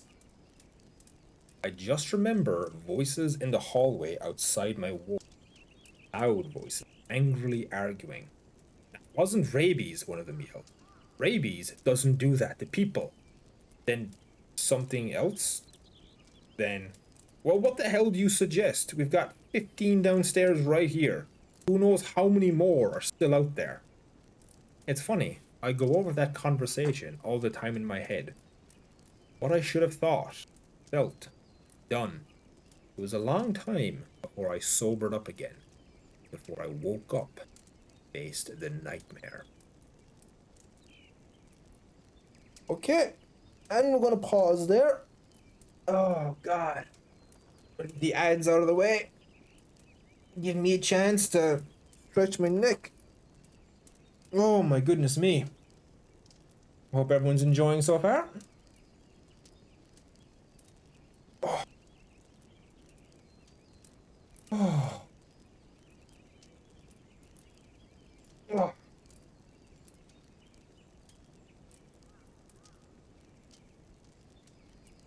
Yep. Unfortunately, I am sorry. You can blame Twitch. You can blame Twitch. Oh boy. Okay. It's going good though. I'm enjoying this. Well, how long have we been going now? Hour and 42. We got a while. I'll go a few more chapters. I can already hear my voice because talking non-stop like this at a certain cadence is a lot more draining on my voice box. So I'm gonna see how long I can go before I just become like a rasping old man. And we'll go from there.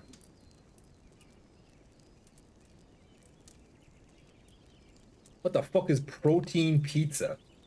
Do I want to know what that is? Oh boy. Turn you off, turn you off. It is looping, right? Yeah, it's looping. I was making sure the music was looping. Yeah, some people escape with just one ad. Oh my god. Let me just stand up. Get a bit of a stretch. And then we'll keep going. Oh my fucking god. Oh. Oh.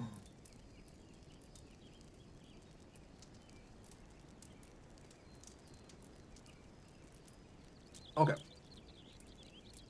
Oh boy, boy, boy, boy, boy, boy. Boy, boy, boy, man, boy, boy. Okay. I'll give it 2 more minutes there for people's ads to end. Oh. Yep. Anyone got anything they want to talk about while we're on a quick break here? For those who hadn't read the book before, are y'all enjoying it?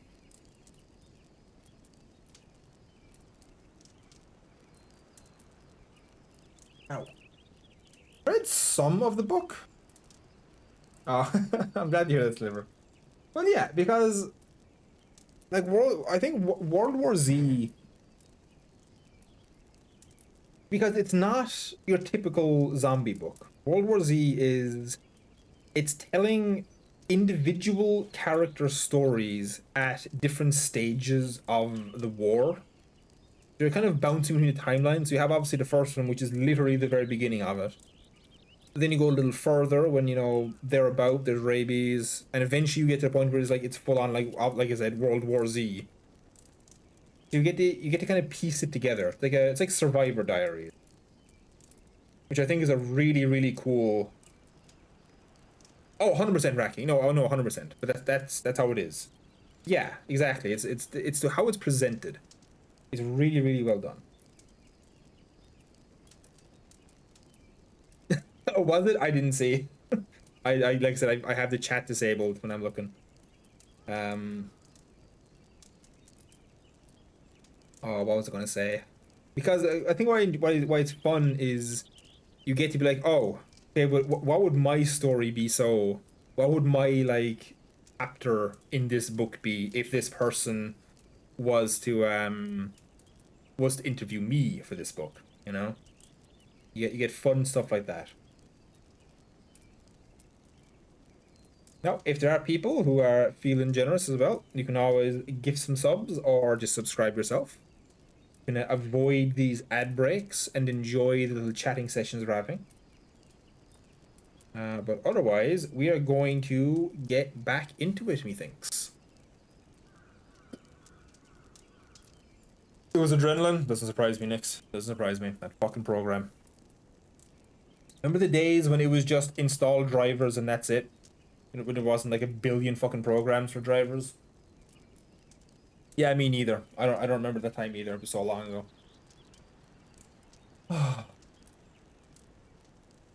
Yeah, exactly, Dorn. Exactly. All right. Gonna get back into it now.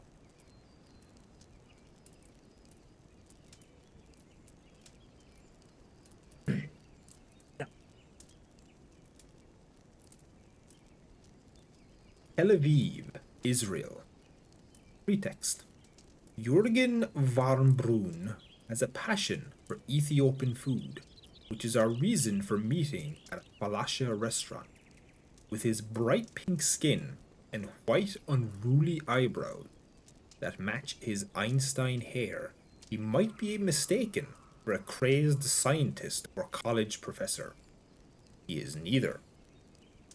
Although never acknowledging which Israeli intelligence service he was, and possibly still is, employed by, he openly admits that at one point would be called spy.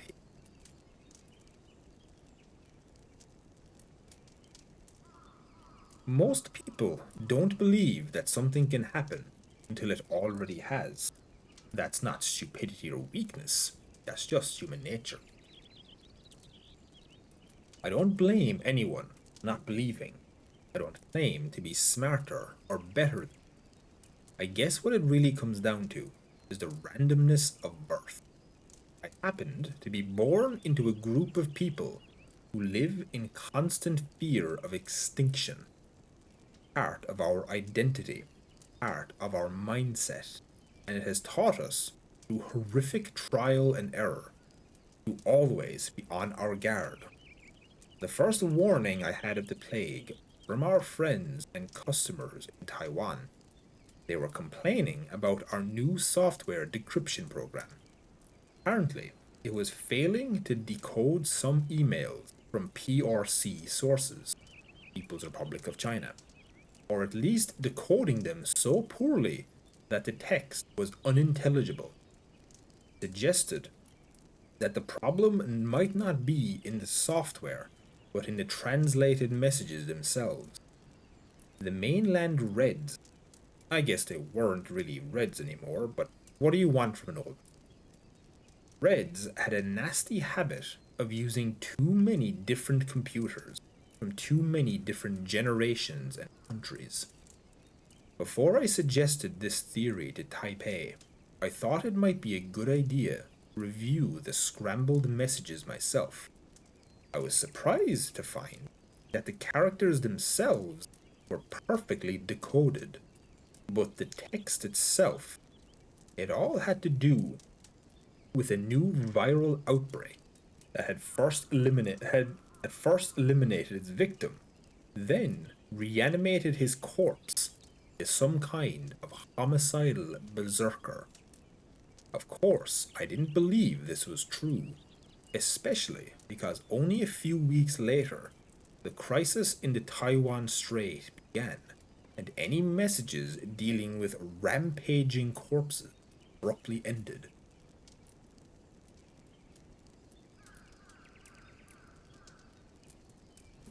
I suspected a second layer of encryption, code in a code. It was pretty standard procedure, going back to the first days of human communication. Of course, the Reds didn't mean actual dead bodies. It had to be a new weapon system or ultra secret war plan. I let the matter drop, tried to forget about it. Still, as one of your great national heroes used to say, my spider sense was tingling. Not long afterward, at the reception for my daughter's wedding, I found myself talking to one of my son in law's professors from Hebrew University. The man was a talker, and he'd had a little too much to drink. He was rambling about how his cousin was doing some kind of work in South Africa and had told him some stories about Golem. You know about the Golem, the old legend about a rabbi who breathes life into an inanimate statue. Mary Shelley stole the idea for her book Frankenstein. I didn't say anything at first, just listened. The man went on blathering about how these golems weren't made from clay, nor were they docile, obedient. As soon as he mentioned reanimating human bodies, I asked for the man's number. It turns out he had been in Cape Town on one of those adrenaline tours, shark feeding. The man rolls his eyes. Apparently, the shark had obliged him, right in the tuchus, which is why he had been recovering at Groot Shore when the first victims from Kalishta Township were brought in. He hadn't seen any of these cases firsthand, but the staff had told him enough stories to fill my old dictaphone. I then presented his stories along with those decrypted Chinese emails to my superiors. And this is where I directly benefited from the unique circumstances of our precarious security. In October of 1973, when the Arab sneak attack almost drove us into the Mediterranean, we had all the intelligence in front of us, all the warning signs, and we simply had dropped the ball.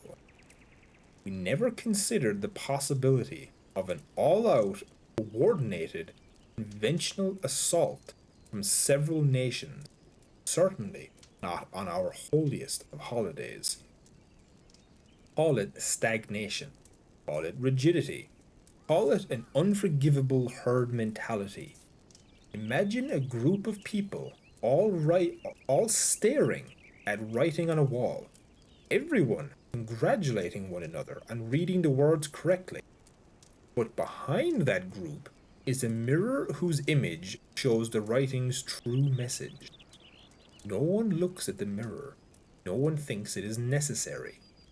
After almost allowing the Arabs to finish what Hitler started, we realized that not only was the mirror image necessary, but it must forever be our national policy. From 1973 onward, if 9 intelligent analysts came to the same conclusion, it was the duty of the 10th to disagree, no matter how unlikely or far-fetched a possibility might be. One must always dig deeper. If a neighbor's nuclear power plant might be used to make weapons-grade plutonium, you dig.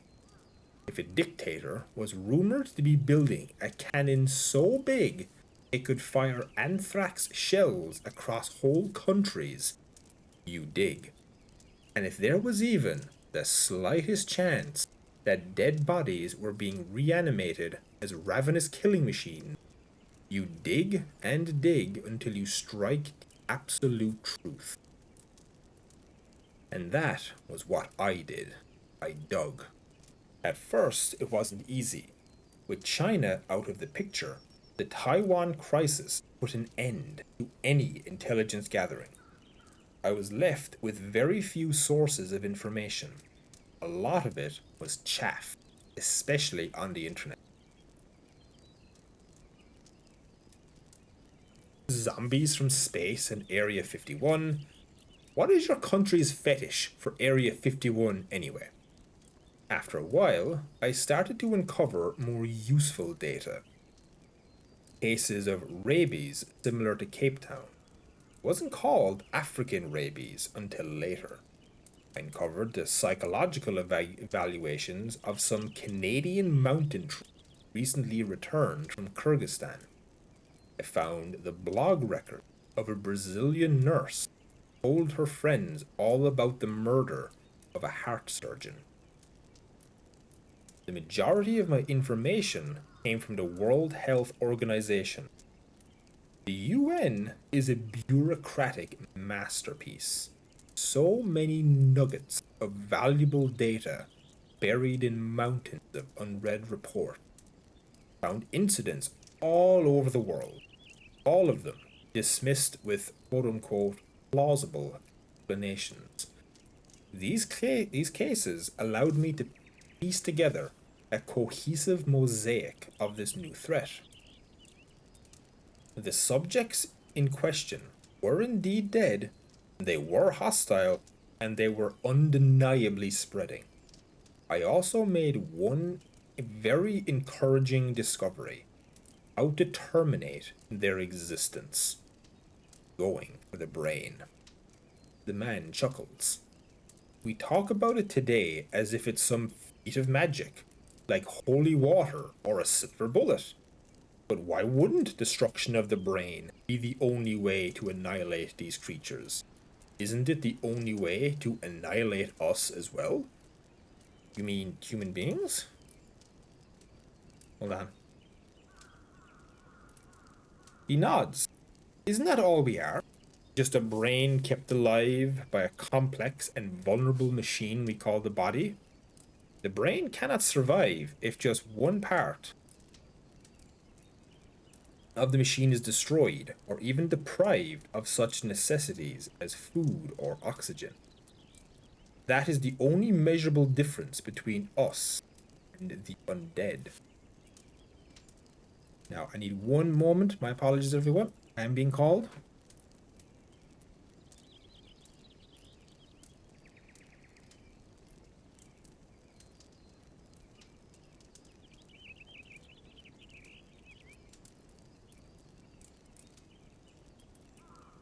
No, my apologies. We're back.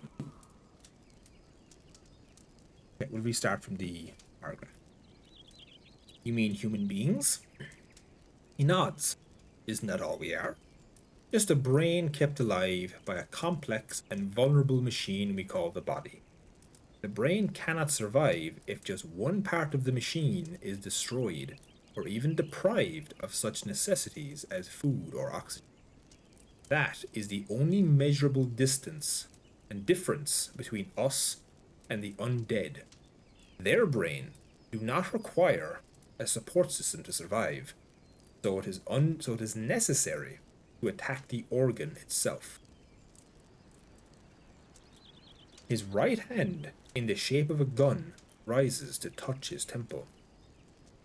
A simple solution, but only if we recognize the problem. Given how quickly the plague was spreading, thought it might be prudent to seek confirmation from foreign intelligence circles. Paul Knight had been a friend of mine for a long time, going all the way back to Entebbe. The idea to use a double of Amin's black Mercedes was him. Paul had retired from government service right before his agency's quote-unquote reform and gone to work for a private consulting firm in Bethesda, Maryland. When I visited him at his home, I was shocked to find that not only had he been working on the very same project on his own time, of course, but his file was almost as thick and heavy as mine. We sat up the whole night reading each other's findings. Neither of us spoke. I don't think we were even conscious of each other, the world around us, anything except the words in front of our eyes. We finished almost at the same time, just as the sky began to lighten in the east. Paul turned, last page, then looked to me and said very matter-of-factly, "This is pretty bad, huh?" I nodded. So did he. Then followed up with, "So what are we going to do about it?" And that is how the Warmbrun Night Report was written. I wish people would stop calling it that. There were 15 other names on that report: virologists, intelligence operatives, military analysts, journalists, even one UN observer who'd been monitoring the elections in Jakarta when the first outbreak hit in Indonesia. Everyone was an expert in his or her field. Everyone had come to their own similar conclusions before ever being contacted by us. Our report was just under 100 pages long. It was concise, it was fully comprehensive, it was everything we thought we needed to make sure this outbreak never reached epidemic proportion. I know a lot of credit has been heaped upon the South African war plan, and deservedly so. But if more people had read our report, worked to make its recommendations a reality, then that plan would never have needed to exist. But some people did read and follow your own government. Barely. And just look at the cost.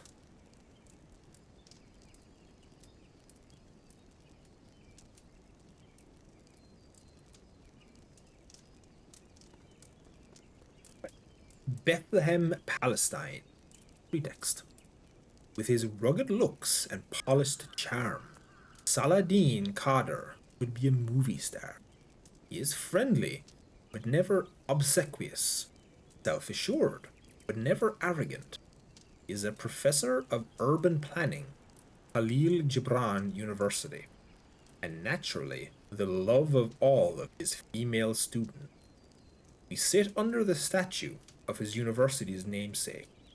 Like everything else in one of the Middle East's most affluent cities, its polished bronze glitters in the sun. End of pretext. I was born and raised in Kuwait City. My family was one of the few lucky ones not to be expelled after 1991, after Arafat sided with Saddam against the world.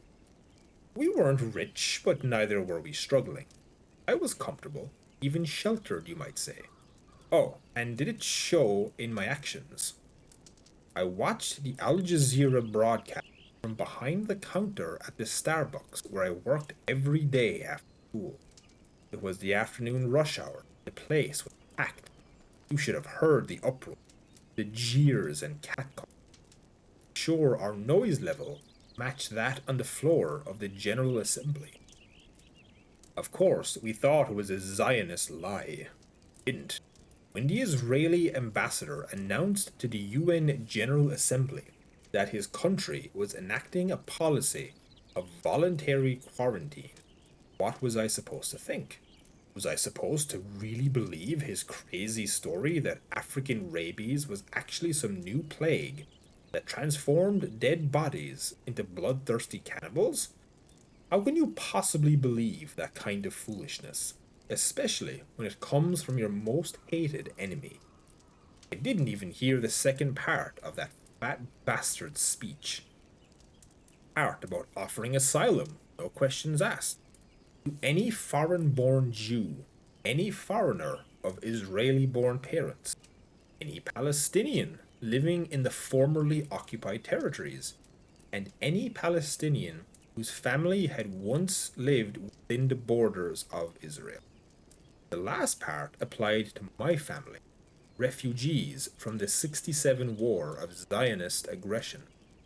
At the heeding of the PLO leadership, we had fled our village believing we could return as soon as our Egyptian and Syrian brothers had swept the Jews into the sea. I had never been to Israel, or what was about to be absorbed into the new state, unified Palestine. What did you think was behind the Israeli ruse? Here's what I thought. The Zionists have just been driven out of the occupied territories. They say they left voluntarily, just like Lebanon and most recently the Gaza Strip. But really, just like before, we knew we'd driven them out. They knew that the next and final blow would destroy that illegal atrocity they call a country. And to prepare for that final blow, they're attempting to recruit both foreign Jews as cannon fodder. And and I thought I was so clever for figuring this part out, kidnapping as many Palestinians as they could as human shields. I had all the answers. Who doesn't at 17? My father wasn't quite convinced of my ingenious geopolitical insights. He was a janitor at Amiri Hospital. He'd been on duty the night it had its first He'd been on duty the night it had its first major African rabies outbreak. He hadn't personally seen the bodies rise from their slabs, or the carnage of panicked patients and security guards, but he'd witnessed enough of the aftermath to convince him that staying in Kuwait was suicidal. He'd made up his mind to leave the same day Israel made their declaration. That must have been difficult to hear. It was blasphemy. I tried to make him see reason, convince him with my adolescent logic. I'd show the images from Al Jazeera, the images coming out of the new West Bank state of Palestine, celebrations, the demonstrations. Anyone with eyes could see total liberation was at hand. The Israelis had withdrawn from all the occupied territory and were actually preparing to evacuate Al-Quds, what they call Jerusalem. All the factional fighting, the violence between our various resistance organizations, I knew that would die down once we unified for the final blow against the Jews. Couldn't my father see this? Couldn't he understand that in a few years, a few months, we would be returning to our homeland, this time as liberators, not as refugees? How was your argument resolved? Resolved? What a pleasant euphemism. It was quote-unquote resolved after the second outbreak, the larger one at Al-Jahra. My father had just quit his job, cleared out our bank account, such as it was. Our bags were packed, our e-tickets confirmed. The TV was blaring in the background. Riot police storming the front of a house. You couldn't see what they were shooting at inside. The official report blamed the violence on pro-Western extremists. My father and I were arguing, as always. He tried to convince me of what he'd seen at the hospital, that by the time our leaders acknowledged the danger, it would be too late for any of us. I, of course, scoffed at his timid ignorance, at his willingness to abandon the struggle. What else could I expect from a man who spent his whole life scrubbing toilets in a country that treated our people only slightly better than its Filipino guest workers? He lost his perspective, his self-respect. The Zionists were offering the hollow promise of a better life, and he was jumping at it like a dog with scrap.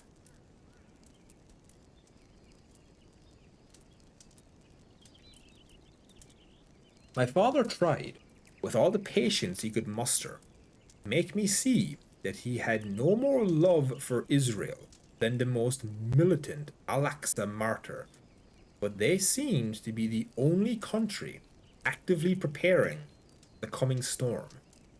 Certainly the only one that would so freely shelter and protect our family. I laughed in his face. Then I dropped the bomb.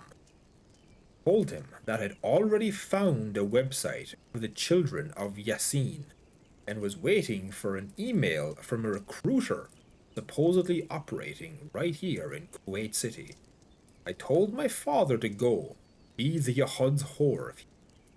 But the next time we'd meet was when I would be rescuing him from an internment camp.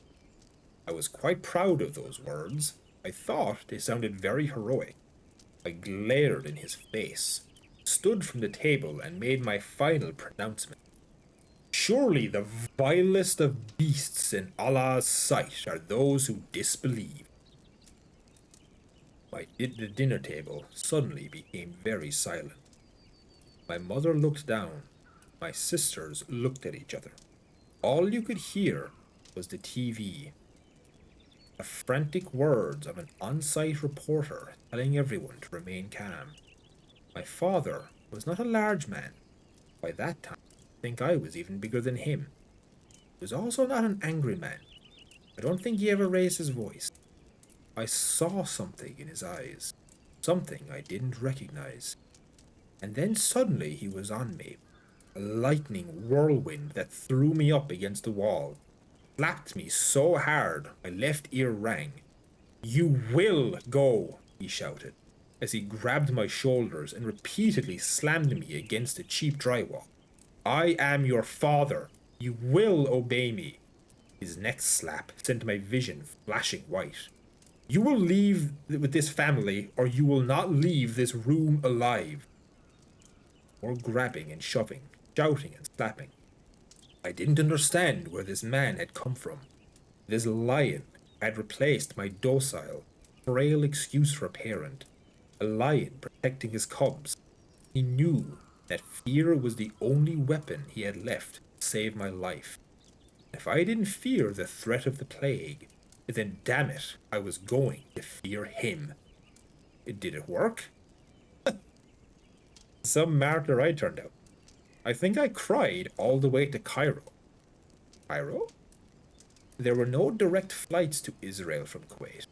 Not even from Egypt once the Arab League imposed its travel restrictions.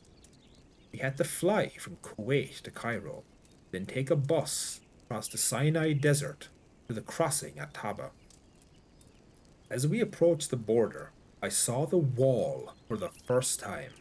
It was still unfinished, naked steel beams rising above the concrete foundation. I'd known about the infamous security fence. What citizen of the Arab world didn't? But I'd always been led to believe that it only surrounded West Bank and the Gaza Strip. Out here, in the middle of this barren desert, it only confirmed my theory that the Israelis were expecting an attack along their entire border. Good, I thought. The Egyptians have finally rediscovered their balls. At Taba, we were taken off the bus and told to walk, single file, past cages that held very large, fierce-looking dogs. We went one at a time. A border guard, this skinny black African, I didn't know there were black Jews, would hold out his hand. Wait there, he said, in a barely recognizable Arabic. Then, you go, come. The man before me was old. He had a long white beard and supported himself on a cane. As he passed the dogs, they went wild, howling, snarling, biting and charging at the confines of their cages. Instantly, two large chaps in civilian clothing were at the old man's side, speaking something in his ear and escorting him away. I could see the man was injured. His distacha was torn at the hip and stained with brown blood. These men were certainly no doctors. However, and the black, unmarked van they escorted him to was certainly no ambulance. I thought, as the old man's family wailed after him, weeding out the ones too sick and old to be of any use for them. Then it was our turn to walk the gauntlet of dogs. They didn't bark at me, nor the rest of my family. I think one of them even wagged its tail as my sister held out her hand. The next man after us, however, again came the barks and growls. Again came the nondescript civilian. I turned to look at him, and was surprised to see a white man. American, maybe? Or Canadian? No, he had to be American. His English was too loud. Come on, I'm fine, he shouted and struggled. Come on, man, what the fuck? He was well dressed, a suit and tie, matching luggage that was tossed aside as he began to fight with the Israelis. Dude, come on, get the fuck off me. I'm one of you, come on. The buttons on his shirt ripped open, revealing a blood-stained bandage wrapped tightly around his stomach. He was still kicking and screaming as they dragged him into the back of the van. Didn't understand it. Why these people? Clearly, it wasn't just about being an Arab or even about being wounded. I saw several refugees with severe injuries pass through without molestation from the guards. They were all escorted to waiting ambulances. Real ambulances, not the black vans. I knew it had something to do with the dog. Were they screening for rabies? That made the most sense to me, and it continued to be my theory during our internment outside Euroham. The resettlement camp? Resettlement and quarantine. That time, I just saw it as a prison. It was exactly what I'd expected to happen.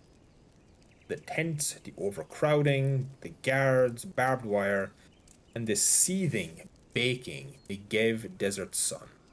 We felt like prisoners. We were prisoners.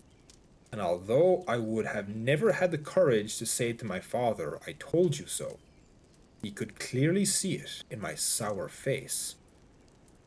What I didn't expect was the physical examination every day from an army of medical personnel. Blood, skin, hair, saliva, even urine and feces. It was exhausting, mortifying. The only thing that made it bearable, and probably what prevented an all out riot among some of the Muslim detainees, was that most of the doctors and nurses doing the examinations were themselves Palestinian. The doctor who examined my mother and sisters was a woman, an American woman, from a place called Jersey City. The man who examined us was from Jabalia in Gaza and had himself been a detainee only a few months before. He kept telling us, "You made the right decision to come here. You'll see. I know it's hard, but you'll see it was the only way." He told us it was all true, everything the Israelis had said. I still couldn't bring myself to believe him, even though a growing part of me wanted to. We stayed at Uraham for 3 weeks, and our papers were processed and our medical examinations finally cleared. You know, the whole time they barely even glanced at our passport. My father had done all this work to make sure our official documents were in order. I don't think they even cared. Unless the Israeli Defense Force or the police wanted you for some previous unkosher activities, all that mattered was your clean bill of health. The Ministry of Social Affairs provided us vouchers for subsidized housing, free schooling, and a job for my father at a salary to support the entire family. This is too good to be true, I thought, as we boarded the bus for Tel Aviv. Hammer is going to fall any time now. It did once we entered the city of Beersheba. I was asleep. I didn't hear the shots or see the driver's windscreen shatter. I jerked awake as I felt the bus swerve out of control. We crashed into the side of a building. People screamed, glass and blood were everywhere. My family was close to the emergency exit. My father kicked the door open and pushed us out into the street. There was shooting from the windows, doorways. I could see that it was soldiers versus civilians. Civilians with guns or homemade bombs. This is it, I thought. My heart felt like it was going to burst. This liberation has started. Before I could do anything, run out to join my comrades in battle, someone had me by my shirt and was pulling me through the doorway of a Starbucks. I was thrown onto the floor next to my family. My sisters were crying. My mother crawled on top of them. My father had a bullet wound in his shoulder. IDF soldier shoved me on the ground, keeping my face away from the window. My blood was boiling. I was looking for something I could use as a weapon. Maybe a large shard of glass to ram through the Yehud's throat. Suddenly, the door at the back of the Starbucks swung open. The soldier turned in its direction and fired. A bloody corpse hit the floor right beside us. A grenade rolled out of his twitching hand. The soldier grabbed the bomb and tried to hurl it into the street. It exploded in midair. His body shielded us from the blast. He tumbled back over the corpse of my slain Arab brother. Only he wasn't Arab at all. As my tears dried, I noticed that he wore a payas and a yarmulke and a bloody tzitzit snaked out from his damp, shredded trousers. This man was a Jew. The armed rebels out in the street were Jews. The battle raging all around us wasn't an uprising by Palestinian insurgents, but the opening shots of the Israeli civil war. In your opinion, what do you believe was the cause of that war? I think there were many causes. I know the repatriations of Palestinians was unpopular. So was the general pullout from the West Bank. I'm sure the strategic Hamlet resettlement program must have inflamed more than a share of hearts. A lot of Israelis had to watch their houses bulldozed in order to make those fortified, self-sufficient residential compounds. Al-Quds, I believe, that was the final straw. The coalition government decided that it was the one major weak point, too large to control, and a hole that led right into the heart of Israel. They not only evacuated the city, but the entire Nablus to Hebron corridor as well. They believed that rebuilding a shorter wall along the 1967 demarcation line was the only way to ensure physical security, no matter what backlash might occur from within their own religious right. I learned all this much later, you understand, as well as the fact that the only reason the IDF eventually triumphed was because the majority of the rebels came from the ranks of the ultra-Orthodox, and therefore most had never served in the armed forces. Did you know that? I didn't. I realized I practically didn't know anything about these people I'd hated my entire life. Everything I thought was true went up in smoke that day, supplanted by the face of our real enemy. I was running with my family into the back of an Israeli tank when one of those unmarked vans came around the corner. A handheld rocket slammed right into its engine.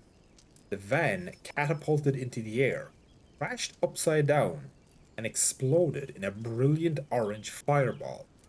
I still had a few steps to go before reaching the doors of the tank. Just enough to see the whole event unfold. Figures were climbing out of the burning wreckage. Slow-moving torches, whose clothes and skin were covered in burning petrol. The soldiers around us began firing at the figures. I could see little pops in their chests where bullets were passing harmlessly through. The squad leader next to me shouted, "Borosh! Yore Borosh!" And the soldiers adjusted their aims. The figures, the creatures' heads exploded. The petrol was just burning out as they hit the ground. These charred black, headless corpses. Suddenly, I understood what my father had been trying to warn me about, what the Israelis had been trying to warn the rest of the world about. What I couldn't understand was why the rest of the world wasn't listening.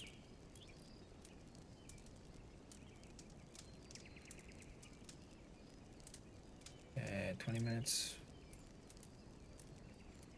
We got time? Yeah, let's pause. Okay, we'll have another ad break pause here, just to get it out the way, right before we get into another meat and potatoes. Oh, God. Hope everyone's having a good evening.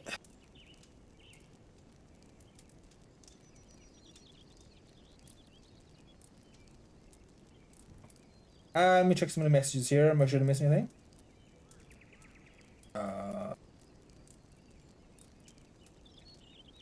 So, Mothership, are you still there? Or did you get lost to the ads? Oh. No. You know, I have endless respect for people that do audiobooks for a living. Like, unironically.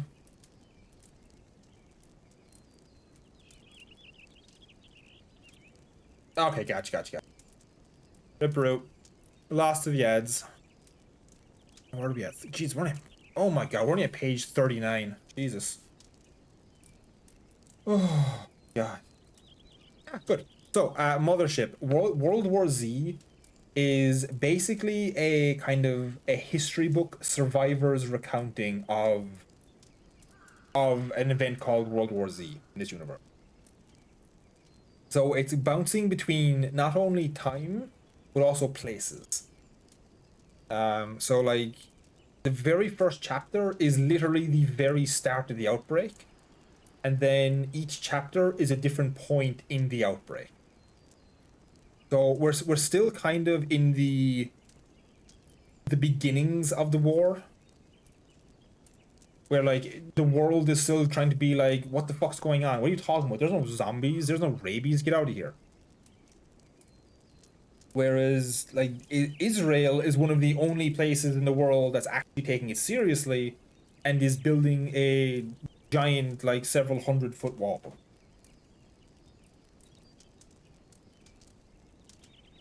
Ah,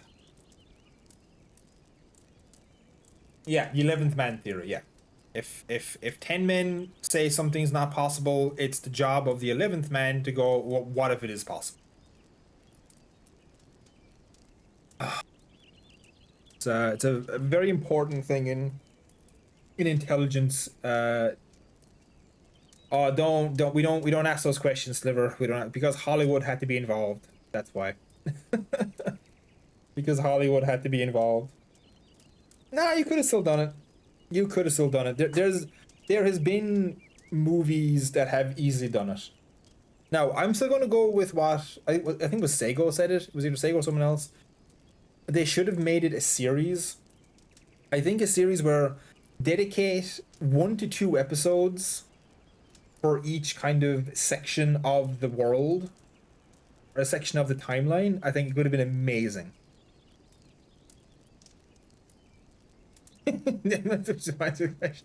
Damn. Oh, the Hobbit, yeah.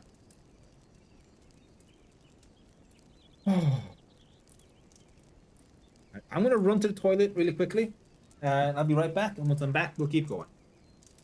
Our next location we're heading to is Langley, Virginia.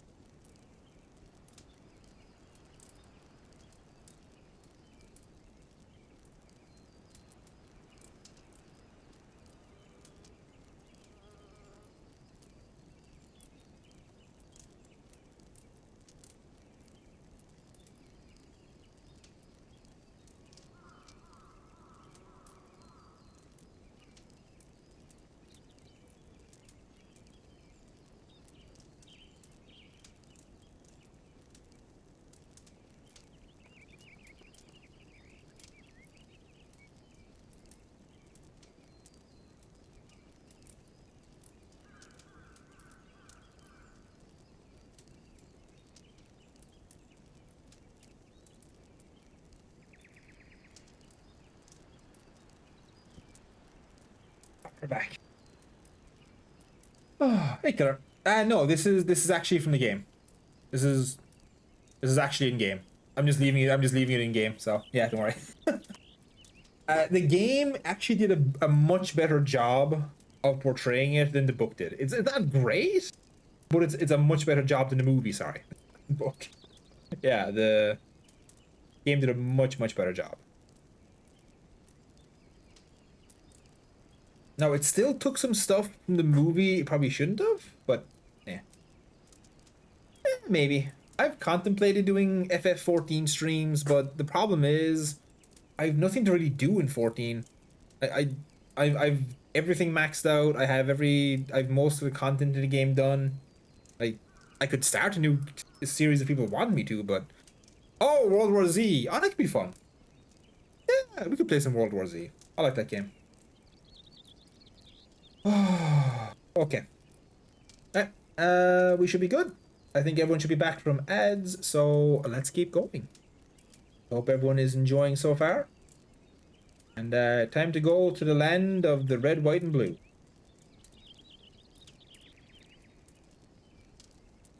Right. Oh. Langley, Virginia, USA. Pretext. The office of the Director of the Central Intelligence Agency would belong to a business executive or a doctor or an everyday small town high school principal.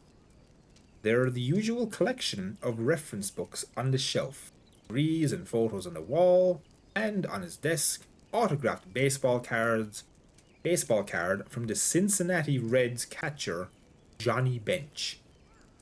Bob Archer, my host, can see by my face that I was expecting something different. I suspect that is why he chose to conduct you here. Pretext over. When you think about the CIA, you probably imagine two of our most popular and enduring myths. The first is that our mission is to search the globe for any conceivable threat to the United States, and the second is that we have the power to perform the first. This myth is the byproduct of an organization which, by its very nature, must exist and operate in secrecy. Secrecy is a vacuum, and nothing fills a vacuum like paranoid speculation. Hey, did you hear who killed so and so? I hear it was the CIA. Hey, what about that coup in El Banana Republico?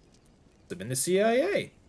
Hey, be careful looking at that website. You know who keeps a record of every website anyone's ever looked at? The CIA.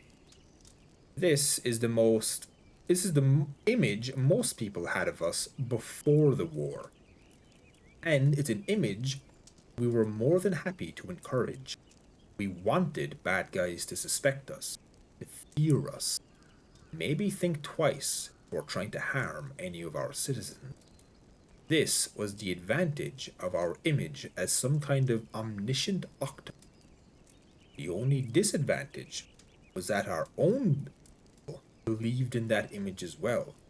So whenever anything, anywhere, occurred without any warning, where do you think the finger was pointed?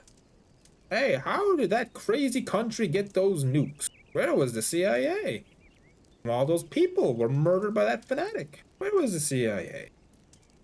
How come when the dead began coming back to life, we didn't know about it until they were breaking through our living room windows? Where the hell was the goddamn CIA?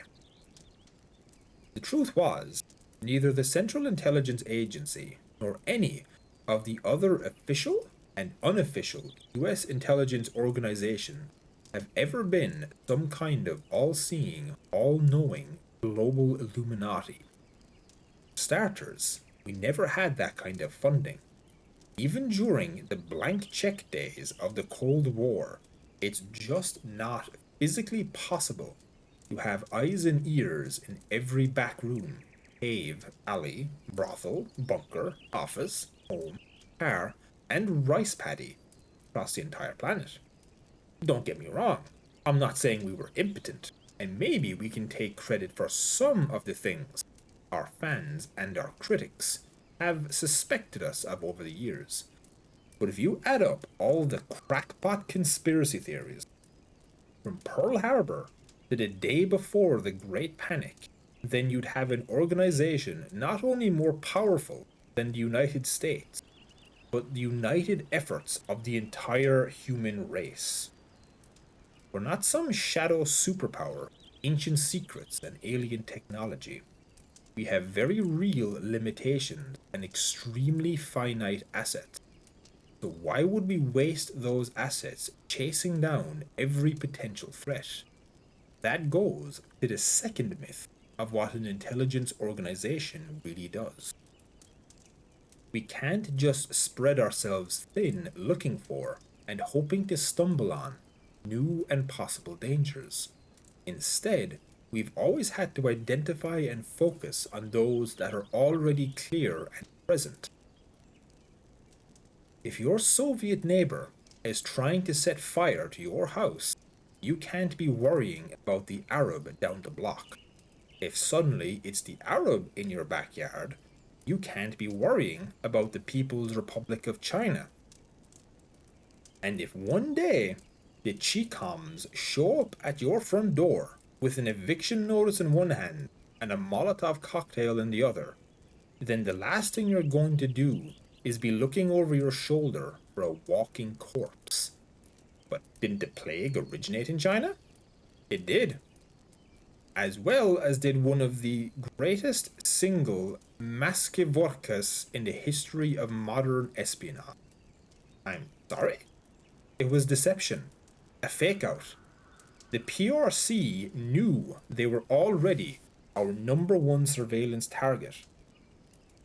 They knew they could never hide the existence of their nationwide quote unquote health and safety sweep. They realized that the best way to mask what they were doing was to hide it in plain sight. Instead of lying about the sweeps themselves, they just lied about what they were sweeping for. The dissident crackdown? Bigger. The whole Taiwan Strait incident. The victory of the Taiwan National Independence Party. The assassination of the PRC defense minister. The build-up, the war threats, the demonstrations, and subsequent crackdown were all engineered by the Ministry of State Security, and all of it was to divert the world's eye from the real danger growing within China. And it worked. Every shred of intel we had on the PRC, the sudden disappearances, the mass executions, the curfews, the reserve call-ups, everything could be easily explained as standard Chi-Com procedure. In fact, it worked so well, we were so convinced that World War III was about to break out in the Taiwan Strait that we diverted other intel assets from countries where undead outbreaks were just starting to unfold. The Chinese were that good, and we were that bad. It wasn't the agency's finest hour. We were still reeling from the purges. You mean the reforms? No, I mean the purges, because that's what they were. When Joe Stalin either shot or imprisoned his best military commanders, he wasn't doing half as much damage to his national security as what that administration did to us with their reforms. The last brushfire war, the debacle, and guess who took the fall? We'd been ordered to justify a political agenda. Then, when that agenda became a political liability, those who'd originally given the order now stood back with the crowd, pointed the finger at us. Who told us we should go to war in the first place? Who mixed us up in all this mess? The CIA. We couldn't defend ourselves without violating national security. We just had to sit there and take it. And what was the result? Brain drain. Why stick around and be the victim of a political witch hunt when you could escape to the private sector, a fatter paycheck, decent hours, and maybe, just maybe, a little respect and appreciation by the people you work for? We lost a lot of good men and women, a lot of experience, initiative, and priceless analytical reasoning. All we were left were the dregs. Bunch of brown-nosing, myopic eunuchs. But that couldn't have been everyone. No, of course. There were some of us who stayed because we actually believed in what we were doing. We weren't in this for the money or working conditions or even the occasional pat on the back. We were in this because we wanted to serve our country. We wanted to keep our people safe. But even with the ideals like that, there comes a point where you have to realize the sum of all of your blood, sweat, and tears will ultimately amount to zero. So you knew what was really happening? No. No, I couldn't. There was no way to confirm. But you had suspicions. I had doubts. Could you be more specific? No, I'm sorry, but I can't say that I can say that I broached the subject a number of times to my coworkers. What happened? The answer was always the same. Your funeral. And was it? He nods. I spoke to someone in a position of authority. Just a 5-minute meeting, expressing some concerns. He thanked me for coming in and told me he'd look into it right away. The next day, I received transfer order. Buenos Aires, effective immediately. Did you ever hear of the Warm Brune Night Report? Sure now, but back then, the copy that was originally hand-delivered by Paul Knight himself, the one marked eyes only for the director, it was found at the bottom of the desk of a clerk in the San Antonio field office of the FBI, 3 years after the Great Panic. Turned out to be academic because right after I was transferred, Israel went public with its statement of voluntary quarantine. Suddenly, the time for advanced warning was over. The facts were out. It was now a question of who believed them. Valajärvi, Finland. Pretext. It is spring, hunting season. As the weather warms and the bodies of frozen zombies begin to reanimate, elements of the UN, N for Northern Force, have arrived for their annual sweep and clear. Every year, the undead's numbers dwindle. At current trends, the area is expected to be completely quote-unquote secure in a decade. Travis D'Ambrosia, Supreme Allied Commander in Europe, is here to personally oversee operations. There is a softness to the General's voice, a sadness. Throughout our interview, he struggles to maintain eye contact.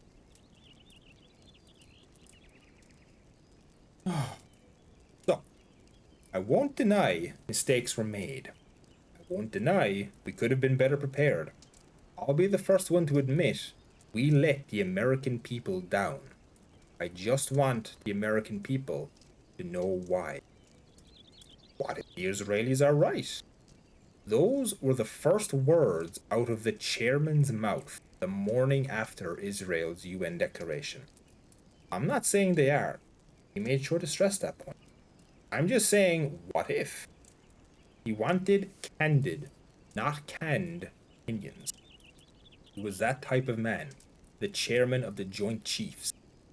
He kept the conversation hypothetical, indulging in the fantasy that this was just some intellectual exercise. After all, if the rest of the world wasn't ready to believe something so outrageous, why should the men and women in this room? We kept up the charade as long as we could, speaking with a smile or punctuating with a joke. I'm not sure when the transition happened. It was so subtle, I don't think anyone even noticed. But suddenly, I had a room full of military professionals, each one with decades of combat experience and more academic training than the average civilian brain surgeon, and all of us speaking openly and honestly about the possible threat of walking corpses. It was like a dam breaking. The taboo was shattered, and the truth just started flooding out. It was liberating. So you had your own private suspicions? For months before the Israeli declaration, so had the chairman. Everyone in that room had heard something or suspected something. Have you read the Warm Brune Night Report? No, none of us. I had heard the name, but had no idea about its content.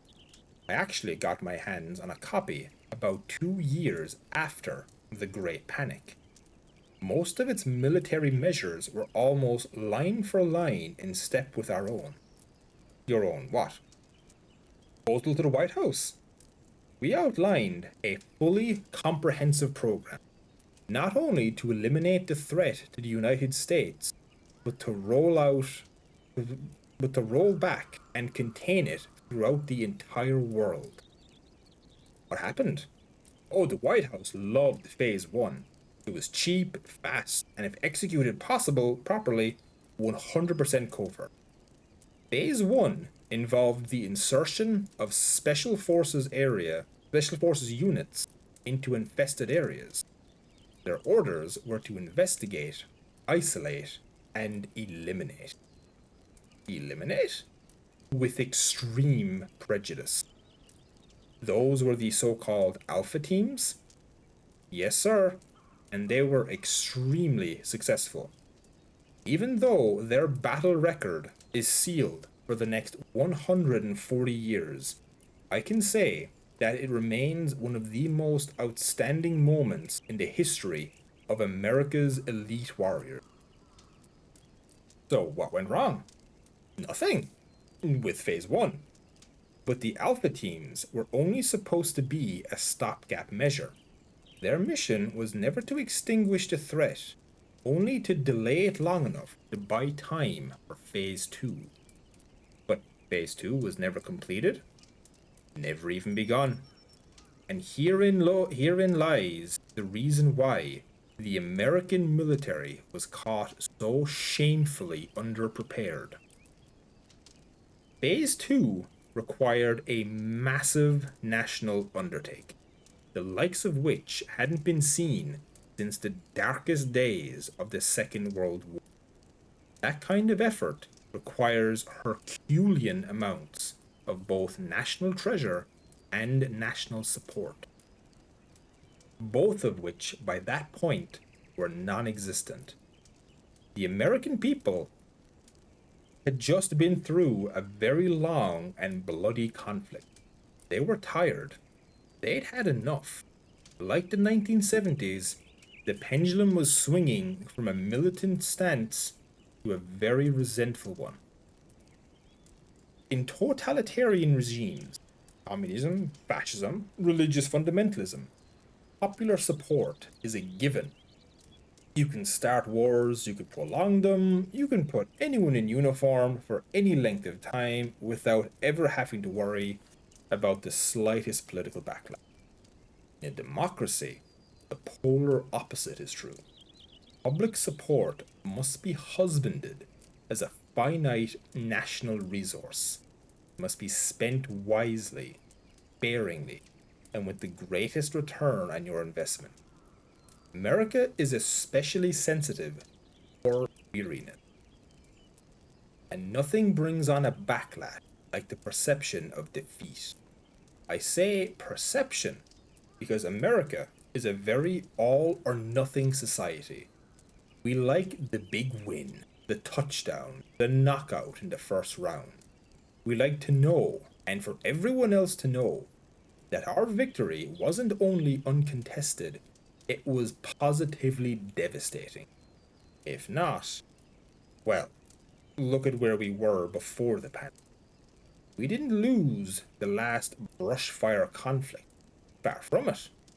We actually accomplished a very difficult task with very few resources and under extremely unfavorable circumstances.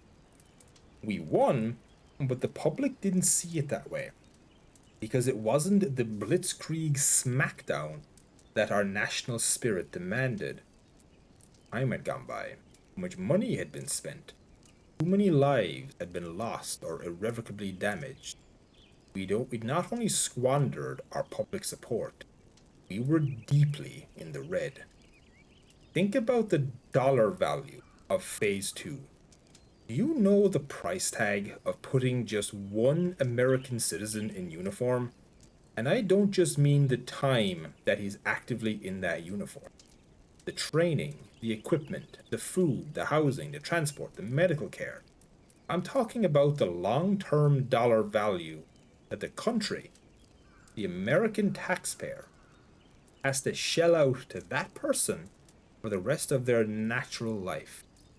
This is a crushing financial burden, and in those days, we barely had enough funding to maintain what we had.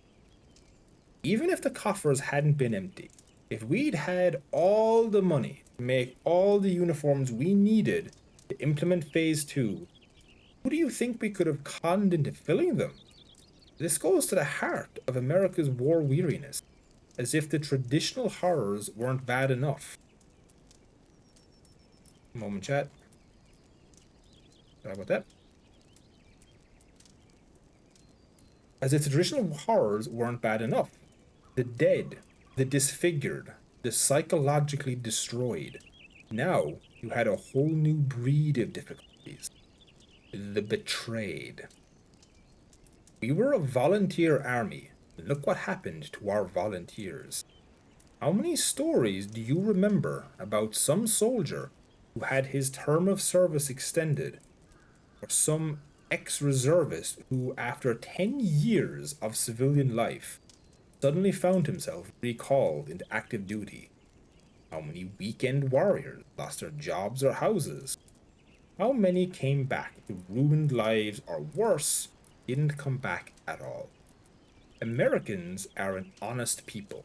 We expect a fair deal. I know a lot of other cultures used to think that was naive and even childish, but it's one of our most sacred principles. To see Uncle Sam going back on his word, revoking people's private lives, revoking their freedom.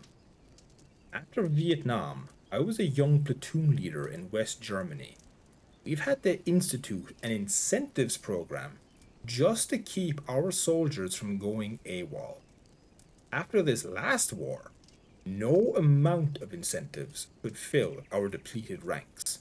No payment bonuses or term reductions or online recruiting tools disguised as video games. This generation had enough. And that's why when the undead began to devour our country, we were almost too weak and vulnerable to stop them. I'm not blaming the civilian leadership, and I'm not suggesting that we in uniform should be anything but beholden to them. This is our system, and it's the best in the world. But it must be protected and defended, and it must never again be so abused.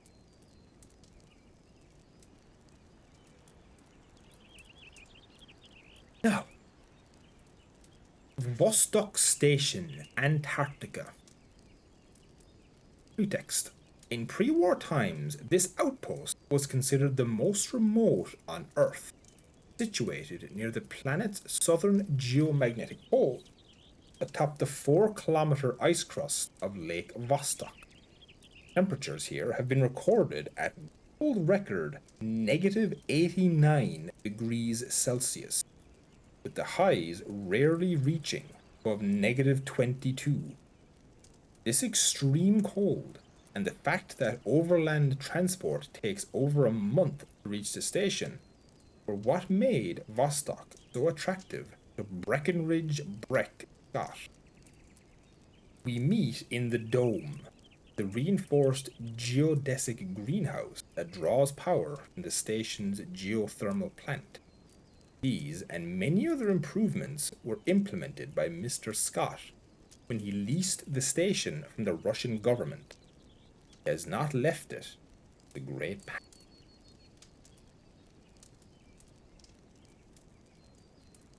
Pretext over. Do you understand economics? I mean big time, pre-war global capitalism. You get outworked?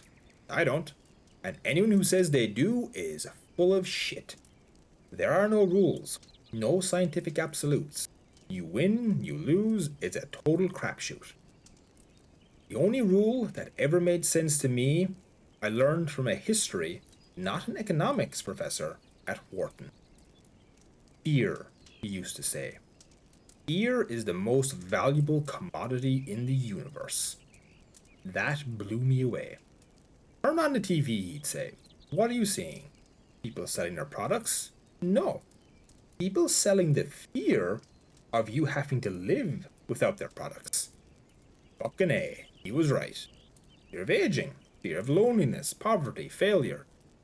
Fear is the most basic emotion we have. Fear is primal. Fear sells. That was my mantra. Fear sells. When I first heard about the outbreak, back when it was still called African rabies, I saw the opportunity of a lifetime. I'll never forget that first report, the Cape Town outbreak.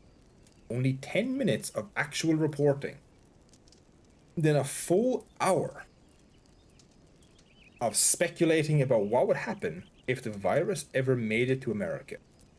God bless the news. I hit speed dial 30 seconds later.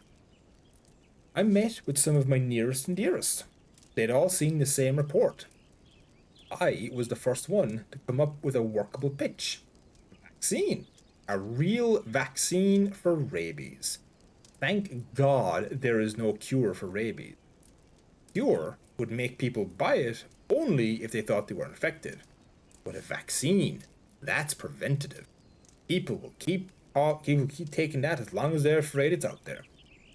We had plenty of contacts in the biomed industry, with plenty more up on the Hill and Penn Avenue. We could have had a working proto in less than a month and a proposal written up within a couple of days. By the 18th hole, it was handshakes all around. What about the FDA? Are you serious? Back then, the FDA was the most underfunded, mismanaged organizations in the country. I think they were still high-fiving over getting red number 2 out of M&Ms. Plus, this was one of the most business-friendly administrations in American history. J.P. Morgan and John D. Rockefeller were getting wood from beyond the grave for this guy in the White House. His staff didn't even bother to read our cost assessment report. I think they were already looking for a magic bullet. They railroaded it through the FDA in 2 months. Remember the speech the Prez made before Congress? How it had been tested in Europe for some time, and the only thing holding it up was our own bloated bureaucracy? Remember the whole thing about people don't need big government, they need big protection, and they need it big time. Jesus Christmas. I think half the country creamed their pants at that. How high did his approval rating go that night? 60? 70%? I just know that it jacked our IPO 389% in the first day. Suck on that, Baidu.com. And you didn't know if it would work? We knew it would work against rabies, and that's what they said it was, right? Just some weird strain of jungle rabies? Who said that? You know, they. Like the UN or the somebody. That's what everyone ended up calling it, right? African rabies? Was it ever tested on an actual victim? Why? People used to take flu shots all the time, never knowing if it was for the right strain. Was this any different? But the damage. Who thought it was going to get that far? You know how many disease scares there used to be? Jesus, you think the Black Death was sweeping the globe every 3 months or so? Ebola, SARS, avian flu. You know how many people made money on those scares? Shit, I made my first million on useless anti-radiation pills during the dirty bomb scares. But someone discovered. Discovered what? We never lied. You understand? They told us it was rabies, so we made a vaccine for rabies. We said it had been tested in Europe, and the drugs it was based on had been tested in Europe. Technically, we never lied. Technically, we never did anything wrong. But if someone discovered that it wasn't rabies, who was going to blow the whistle? Medical profession? We made sure it was a prescription drug, so doctors stood just as much to lose as us. Who else? The FDA, who let it pass? The congressmen who all voted for its acceptance? The Surgeon General? The White House? This was a win-win situation. Everyone got to be heroes. Everyone got to make money. 6 months after Phalanx hit the markets, you started getting all these cheaper knockoff brands. all solid cellars, as well as the other ancillary stuff like home air purifiers. But the virus wasn't airborne. Didn't matter. It still had the same brand name. From the makers of. All I had to say was, may prevent some viral infection. That was it. Now I understand why it used to be illegal to shout fire in a crowded theater. People were going to say, hey, I don't smell smoke. Is there really a fire? No, they say, holy shit, there's a fire. Run. The man laughs. I made money on home purifiers, car purifiers. My biggest seller was this little doodad you wore around your neck when you got on a plane. I don't know if it even filtered ragweed, but it sold. Things got so good, I started setting up these dummy companies. You know, with plans to build manufacturing facilities all over the country. The shares from these dumbos sold almost as much as the real stuff. It wasn't even the idea of safety anymore. It was the idea of safety. Remember when we started to get our first cases here in the States? That guy in Florida who said he'd been bitten but survived because he was taking phalanx? Oh! He stands, mimes the act of frantic fornication. God freaking bless that dumbass, whoever he was. But that wasn't because of phalanx. Your drug didn't protect people at all. It protected them from their fears. That's what I was selling. Hell, because of phalanx, the biomed sector started to recover, which in turn jump-started the stock market, which then gave the impression of a recovery, which then restored confidence to stimulate an actual recovery. Phalanx, hands down, ended the recession. I ended the recession. And then, when the outbreaks became more serious and the press finally reported there was no wonder drug, fucking-cisely. That's the alpha cunt who should be shot. What's her name? Who first broke that story? Look what she did. Pulled the fucking rug out right from under us all. She caused a spiral. She caused the Great Panic. And you take no personal responsibility? For what? For making a little fucking cash? Well, not a little. The man giggles. All I did was what any of us were ever supposed to do. I chased my dream. And I got my own slice. Want to blame someone? Blame whoever first called it rabies. Or who knew it wasn't rabies and gave us the green light anyway. Shit, want to blame someone? Why not start with all the sheep who forked over their greenback without bothering to do a little responsible research? I never held a gun to their heads. They made the choice themselves. They're the bad guys, not me. I never directly hurt anybody. If anybody was too stupid to get themselves hurt, who fucking who? Of course, if there's a hell, he giggles as he talks. I don't want to think about how many of those dumb shits might be waiting. I just hope they don't want to refund.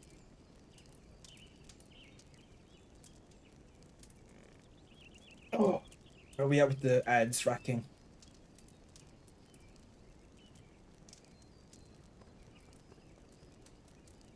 Give me one moment there, folks. I'm just gotta stretch out my neck here. Oh. I need to get some more water as I've gone through my 2-liter bottle. So if you want to run the ads there, Rat King, and if y'all want to take a moment to walk around for a second, if you're still listening from the start, stretch your legs, get the blood flow moving. Oh yeah, no, this is actually past where I've read. The farthest I'd read was up to Tel Aviv, so this is all new to me. Yeah, no, this guy is going to the worst, deepest pits of hell. Alright, I'll be right back there. I'm gonna get some more of that water. Won't be long. If you have anything you want to ask about or like chat about the story and all that, just go ahead and ask in the chat.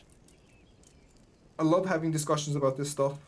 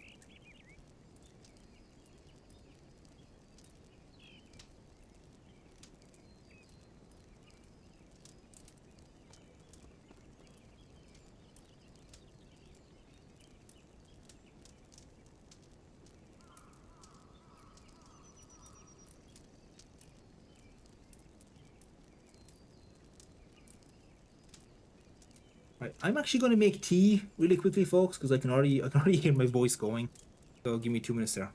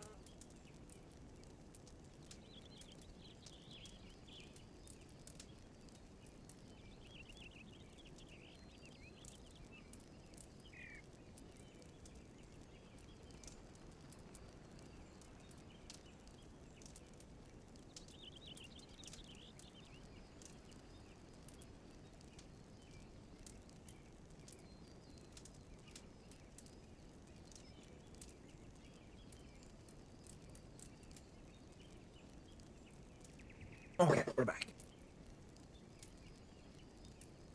Right. Give me a moment here. Hope everyone's having a good night.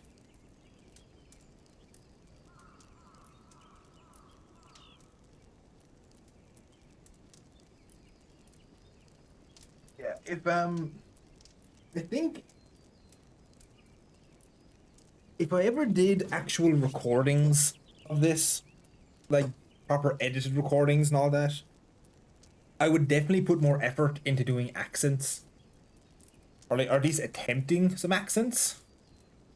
Um, but because I'm doing this on the fly, I'm playing kind of relatively straight to avoid mucking things up too badly. Not been too many though. I've had a few little flubs here and there, but thankfully I'm fairly quick at going on. Yep, it will be Dorn. 100% it will be. Okay. Ads should be well and truly done by now. So, no. I'm going to go to this next ad break. So should put us to about 4 hours, give or take. And then we'll probably take a break there. We're at page 50 out of 285. So we're getting through it. We'll definitely have another couple streams to finish out the audiobook. And we'll compile them into a playlist. Oh gosh, excuse me.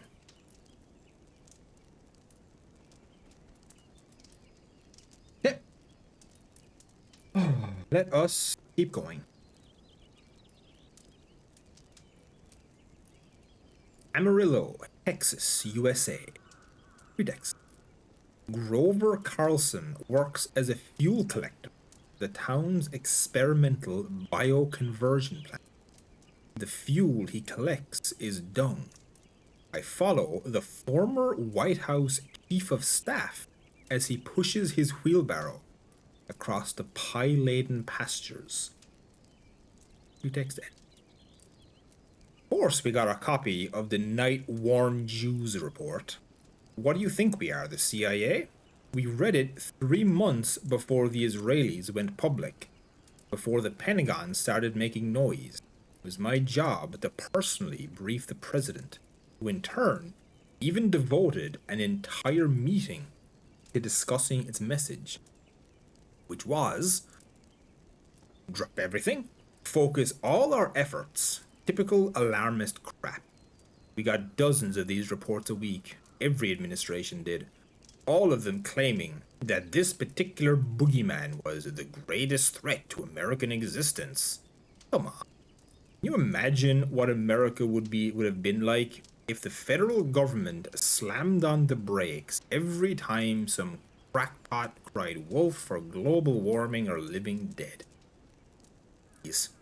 What we did, what every president since Washington has done, was provide a measured, appropriate response in direct relation to a realistic threat assessment. And that was the Alpha teams, among other things. Given how low a priority the National Security Advisor thought this was, I think we actually gave it some pretty healthy table time. We produced an educational video for state and local law enforcement about what to do in the case of an outbreak. The Department of Health and Human Services had a page on its website for how citizens should respond to infected family members.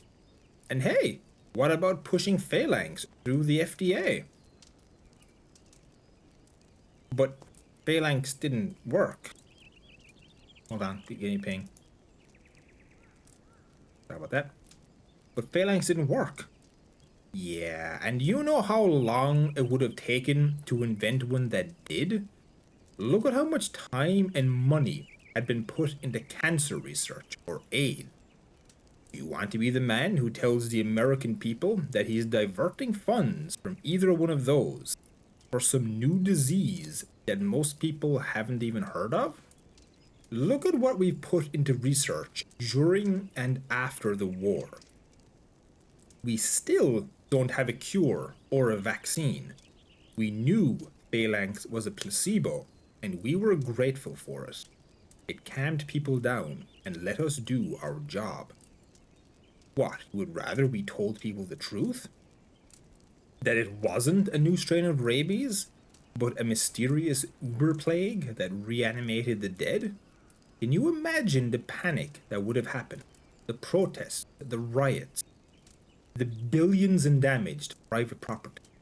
Can you imagine all those wet pants senators who would have brought the government to a standstill so they could railroad some high profile and ultimately useless Zombie Protection Act through Congress?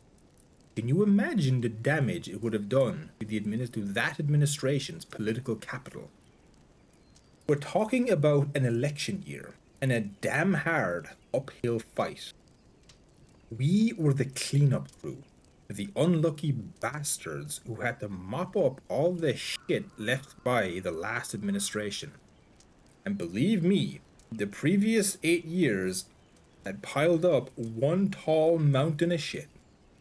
The only reason we squeaked back into power was because of our new propped up patsy kept promising a return to peace and prosperity. The American people wouldn't have settled for anything less. They thought they'd been through some pretty tough times already, and it would have been political suicide to tell them that the toughest ones were actually up ahead. So you never really tried to solve the problem? Oh, come on. Can you ever solve poverty? Can you ever solve crime? Can you ever solve disease, unemployment, or any other societal herpes? Hell no.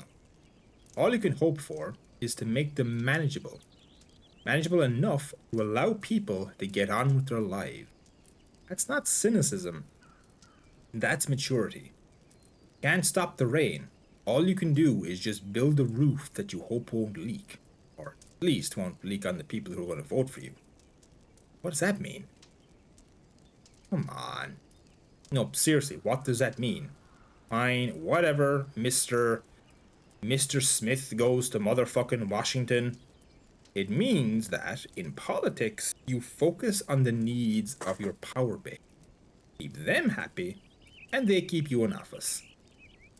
Is that why certain outbreaks were neglected? Jesus, you make it sound like we just forgot about them. Did local law enforcement request additional support from the federal government? When have cops not asked for more men, better gear, more training hours, or community outreach program funds? Those pussies are almost as bad as soldiers, always whining about never having what they need. But do they have to risk their jobs by raising taxes? Do they have to explain to suburban Peter why they're fleecing him for ghetto Paul? You weren't worried about public disclosure? From who? The press, the media. The media? You mean those networks that are owned by some of the largest corporations in the world? Corporations that would have taken a nosedive if another panic hit the stock market? That media? So you never actually instigated a cover-up? We didn't have to. They covered it up themselves. They had as much or more to lose than we did. And besides, they'd already gotten their stories the year before, when the first cases were reported in America. Then winter came, A-Lang hit the shelves, cases dropped. Maybe they dissuaded a few younger crusading reporters, but in reality, the whole thing was pretty much old news after a few months. It had become manageable. People were learning to live with it, and they were already hungry for something different. Big news is big business, and you gotta stay fresh if you want to stay successful. But there were alternative media outlets. Oh, sure, and you know who listens to them? Pansy overeducated Nora. And you know who listens to them? Nobody. No, who's going to care about some PBS, NPR fringe minority that's out of touch with the mainstream? The more those elitist eggheads shouted the dead are walking, the more most real Americans turned them down. So let me see if I understand your position. The administration's position. The administration's position, which is that you gave this problem the amount of attention you thought it deserved. Right.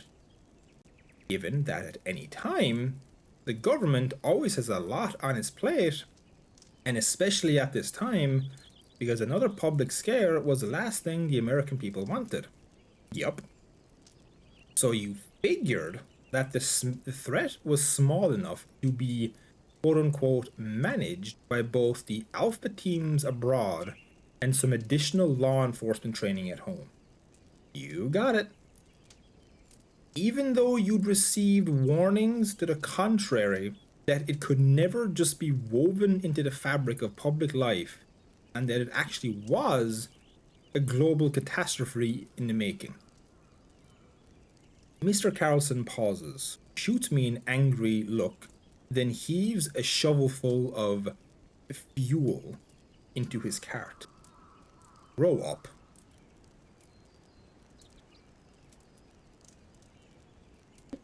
Troy, Montana, USA. Pretext. This neighborhood is, according to the brochure, the new community for New America, based on the Israeli Masada. It is clear from the first glance that this neighborhood was built with one goal in mind. The houses all rest on stilts, so high as to afford each a perfect view over the 20-foot-high reinforced concrete wall. Each house is accessed by a retractable staircase and can connect to its neighbor by a similarly retractable walkway. The solar cell roofs, the shielded walls, the gardens, lookout towers, and thick, sliding, steel-reinforced gate have all served to make Troy an instant success with its inhabitants. So much so that its developer has already received 7 more orders across the continental United States. Troy's developer, chief architect, and first mayor is Mary Jo Miller. Pretext over. Oh yeah, I was worried. I was worried about my car payments and Tim's business loan. I was worried about that widening crack in the pool and the new non-chlorinated filter that still left an algae film. I was worried about our portfolio, even though my e-broker assured me that this was just first-time investor jitters, and that it was much more profitable than a standard 401k. Aiden needed a math tutor, Jenna needed just the right Jamie Lynn Spears cleats for soccer camp. Tim's parents were thinking of coming to stay with us for Christmas. My brother was back in rehab. Finley had worms. One of the fish had some kind of fungus growing out of its eye. These were just some of my worries. I had more than enough to keep me busy. Did you watch the news? Yeah, for about 5 minutes every day. Local headlines, sports, celebrity gossip. Why would I want to get depressed by watching TV? I could do that just by stepping on the scale every morning. What about other sources? Radio? Morning drive time? That was my zen hour. After the kids were dropped off, I'd listen to, name withheld for legal reasons. His jokes helped me get through the day. What about the internet? What about it? For me, it was shopping. For Jenna, it was homework. For Tim, it was stuff he kept swearing he'd never look at again. The only news I ever saw was what popped up on my AOL welcome. At work, there must have been some discussion. Oh yeah, at first. It was kind of scary, kind of weird. You know, I hear it's not really rabies? And stuff like that. But then that first winter, things died down. Remember? And anyway, it was a lot more fun to rehash last night's episode of Celebrity Fat Camp, or totally bitch out who wasn't ever in the room at the moment. One time, around March or April, I came into work and found Mrs. Ruiz clearing out her desk. I thought she was being downsized or maybe outsourced. You know, something I considered a real threat. She explained that it was them. That's how she always referred to it. Them, or everything that's happening. She said that her family had already sold their house and were buying a cabin up near Fort Yukon, Alaska. I thought that was the stupidest thing I'd ever heard, especially from someone like Inez. She wasn't one of the ignorant ones. She was a clean Mexican. I'm sorry to use that term, but that's how I thought back then. That's who I was. Your husband never show any concern? No, but the kids did. Not verbally or consciously. I think Jenna started getting into fights. Aiden wouldn't go to sleep unless we left the lights on. Little things like that. I don't think we were exposed to any more information. I don't think they were exposed to any more information than Tim. Or I, but maybe they didn't have the adult distractions to shut it out. How did your husband respond? Zoloft and Ritalin SR for Aiden, and Adderall XR for Jenna. It did the trick for a while. The only thing that pissed me off was that our insurance didn't cover it because the kids were already on Phalanx. How long had they been on Phalanx? Since it became available. We were all on Phalanx. Piece of Phalanx, peace of mind. That was our way of being prepared. And Tim buying a gun. He kept promising to take me to the range to learn how to shoot. Sunday, he'd always say. We're going this Sunday. I knew he was full of it. Sundays were preserved for his mistress. That 18-footer twin-engine bitch he seemed to sink all his love into. I didn't really care. We had our pills, and at least he knew how to use the Glock. It was part of life. Like smoke alarms or airbags. Maybe you think about it once in a while. It was always just in case. And besides, really, there was already so much out there to worry about. Every month it seemed a new nail biter. How can you keep track of it all? How do you know which one is really real? How did you know? It had just gotten dark. The game was on. Tim was in the Barca lounger with a Corona. Aiden was on the floor playing with his ultimate soldiers. Jenna was in her room doing homework. I was unloading the Maytag, so I didn't hear Finley barking at me. Well, maybe I did, but I never gave it any thought. Our house was in the community's last row, right at the foot of the hills. We lived in a quiet, just developed part of North County near San Diego. There was always a rabbit, sometimes a deer, running across the lawn, so Finley was always throwing some kind of shit fit. I think I glanced at the post-it to get him one of those citronella bark collars. I'm not sure when the other dog started barking, or when I heard the car alarm down the street. It was when I heard something that sounded like a gunshot that I went into the den. Tim hadn't heard anything. He had the volume jacked up too high. Kept telling him that he had to get his hearing checked. You don't spend your 20s in a speed metal band without. She sighs. Aiden heard something. He asked me what it was. I was about to say I didn't know when I saw his eyes go. He was looking past me at the glass sliding door that led to the backyard. I turned just in time to see it shatter. It was about 5'10", slumped, narrow shoulders with this puffy, wagging belly. It wasn't wearing a shirt, and its mottled grey flesh was all torn and pockmarked. It smelled like the beach, like rotten kelp and salt water. Aiden jumped up and ran behind me. Tim was out of the chair, standing between us and that thing. In a split second, it was like all the lies fell away. Tim looked frantically around the room for a weapon, just as it grabbed him by the shirt. They fell on the carpet, wrestling. He shouted for me to get the gun. We were in the hallway when I heard Jenna scream, threw open the door. Another one, big, I'd say 6.5 feet, with giant shoulders and bulging arms. The window had broken, and it had Jenna by the hair. He was screaming, "Mommy, mommy, mommy!" What did you do? I'm not totally sure. When I try to remember, everything goes by too fast. I had it by the neck. It pulled Jenna towards its open mouth. I squeezed hard, pulled. The kids say I tore the thing's head clean off. Just ripped it right out with all the flesh and muscle and whatever else hanging in tatters. I don't think that's possible. Maybe with all your adrenaline pumping?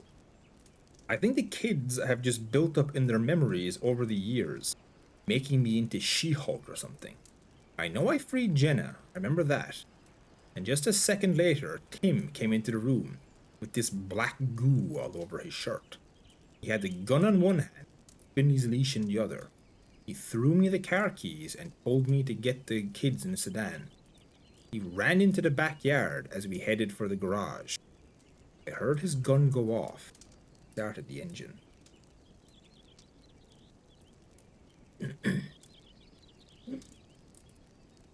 Okay. Okay, we're good. Next. Parnell Air National Guard Base, Memphis, Tennessee, USA. Pretext. Gavin Blair pilots one of the D-17 combat dirigibles that make up the core of America's Civil Air Patrol. It is a task well suited to him.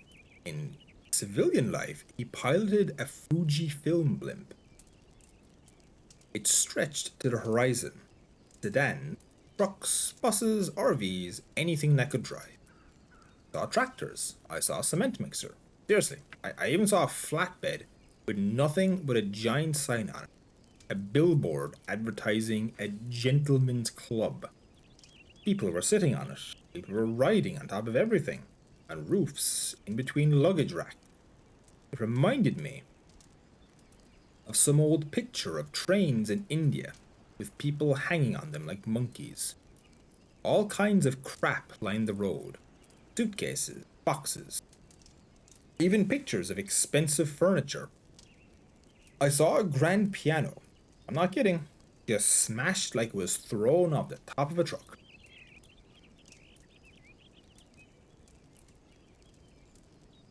There were also a lot of abandoned cars.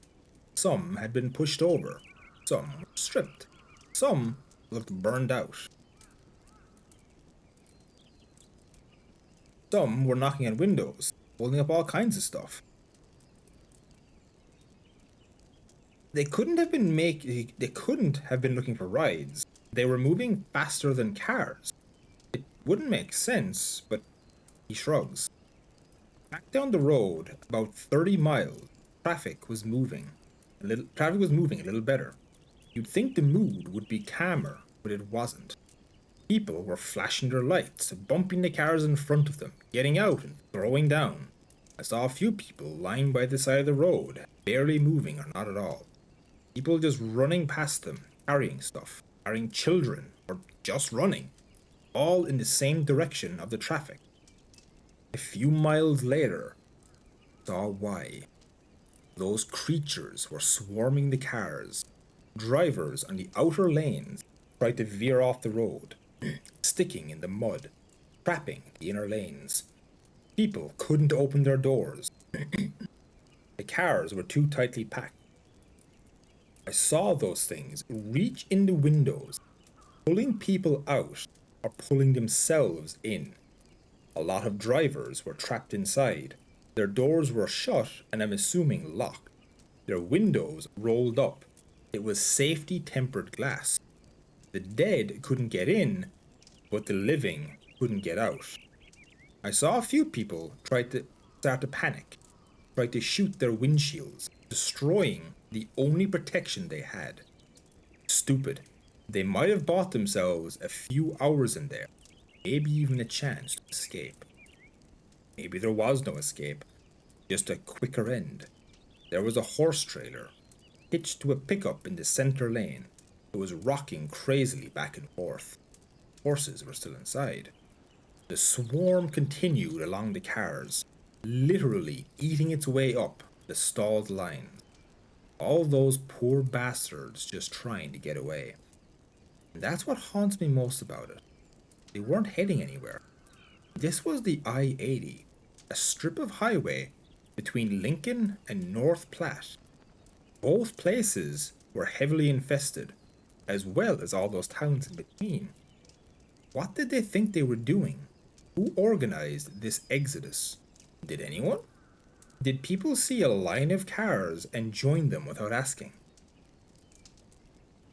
I tried to imagine what it must have been like, stuck bumper to bumper, crying kids, knowing what was coming just a few miles back, and hoping, praying, that someone up ahead knows where he's going.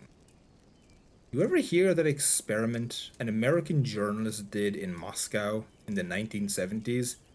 He just lined up at some building, nothing special about it, just a random door, and sure enough, someone got in line behind him. And a couple more. And before you knew it, they were backed up around the block. No one asked what the line was for, they just assumed it was worth it. I can't say if that story was true. Maybe it's an urban legend, or a Cold War myth. Who knows? Alang, India. I stood on the shore, Aja Shah, looking out at the rusting wrecks of once proud ships. Since the government does not possess the funds to remove them, and because both time and the elements have made their steel next to useless, they remain silent memorials to the carnage this beach once witnessed. They tell me what happened here was not unusual. All around our world, where the ocean meets the land, people trying desperately to board whatever floated for a chance of survival at sea. I didn't know what Alang was, even though I'd lived my entire life near Bhavnagar. I was an office manager, a quote-unquote zippy, white-collar professional from the day I left university. The only time I'd ever worked with my hands was to punch a key. And not even that, since all of our software went voice recognition. I knew Alang was a shipyard, that's why I tried to make for it in the first place. I'd expected to find a construction site, cranking out hull after hull to carry us all to safety. I had no idea that it was just the opposite. Along didn't build ships, build them. Before the war, it was the largest breaker yard in the world. Vessels from all nations were bought by Indian scrap iron companies, run up on this beach, stripped, cut, and disassembled until not the smallest bolt remained. The several dozen vessels I saw were not fully loaded, fully functional ships, but naked hulks lining up to die. There were no dry docks, no slipways. Along was not so much a yard as a long stretch of sand. Standard procedure was to ram the ships up onto the shore, stranding them like beached whales. I thought my only hope was the half dozen new arrivals that still remain anchored offshore, the ones with skeleton crews, and I hoped a little bit of fuel left in their bunkers. One of these ships, the Veronique Delmas, was trying to pull one of her beached sisters out to sea. Ropes and chains were haphazardly lashed to the stern of the APL Tulip, a Singapore container ship that had already been partially gutted. I arrived just as the Delmas fired up her engine. I could see the white water churning as she strained against the lines. Here, some of the weaker ropes snapped like gunshots. The stronger chains, though, they held out longer than the hull. Beaching the Tulip must have badly fractured her keel. When the Delmas began to pull, I heard this horrible groan, this creaking screech of metal. The Tulip literally split in two, the bow remaining on shore, while the stern was pulled out to sea. There was nothing anyone could do. The Delmas was already at flank speed, dragging the Tulip's stern out into deep water, where it rolled over, sank within seconds. There must have been at least 1,000 people aboard, packing every cabin and passageway and square inch of open deck space. Their cries were muffled by the thunder of escaping air. Why didn't the refugees just wait aboard the beached ships, pull up the ladders, and make them inaccessible? You speak with rational hindsight. You weren't there that night. The yard was crammed up to the shoreline, this mad dash of humanity backlit by inland fires. Hundreds were trying to swim out to the ships. The surf was choked by those who didn't make it back. Dozens of little boats were going back and forth, shuttling people from shore to ships. "Give me your money," some of them would say. "Everything you have, then I'll take you." Money was still worth something? Money or food or anything they considered valuable. I saw one ship's crew that only wanted women, young women. I saw another that would only take light-skinned refugees. The bastards were shining their torches in people's faces, trying to root out darkies like me. I even saw one captain standing on the deck of his ship's launch, waving a gun and shouting, "No scheduled cast. We won't take untouchables." Untouchables? Casts? Who the hell thinks like that? And this is the crazy part. Some older people actually got out of the queue. Can you believe that? I'm just highlighting the most extreme negative example to understand. For every one profiteer or repulsive psychopath, there were still 10 good and decent people whose karma was untainted. A lot of fishermen and small boat owners simply could have escaped with their families, chose to put themselves in danger by continuing to return to shore. When you think about what they were risking, being murdered for their boats or just marooned on the beach, or was attacked from beneath by so many underwater ghouls, there were quite a few. Many infected refugees had tried to swim for the ships and then reanimated after they drowned. It was low tide, just deep enough for a man to drown, but shallow enough for a standing ghoul to reach up for prey. You saw many swimmers suddenly vanish below the surface, or boats capsize with their passengers dragged under. And still, rescuers continued to return to shore, or even jumped from ships to save people in the water. That was how I was saved. I was one of those who tried to swim. The ships looked so much closer than they actually were. I was a strong swimmer, but after walking from Bhavnagar, after fighting for my life for most of that day, I barely had the strength to float on my back. By the time I reached my intended salvation, there wasn't enough air in my lungs to call for help. There was no gangway.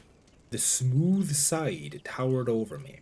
I banged on the steel, shouting up the last bit of breath I had. Just as I slipped below the surface, I felt a powerful arm wrap around my chest. This is it, I thought. Any second, I thought I would feel teeth dig into my flesh. Instead of pulling me down, an arm hauled me back up to the surface. I ended up aboard the Sir Wilfred Grenfell, an ex-Canadian Coast Guard cutter. I tried to talk, to apologize for not having any money, to explain that I could work for my passage, do anything they needed. The crewman just smiled. Hold on, he said to me. We're about to get underway. I could feel the deck vibrate as we moved. That was the worst part, watching the other ships we passed. Some of the onboard infected refugees had begun to reanimate. Some vessels were floating slaughterhouses. Others just burned at anchor. People were leaping into the sea. Many who sank beneath the surface never reappeared.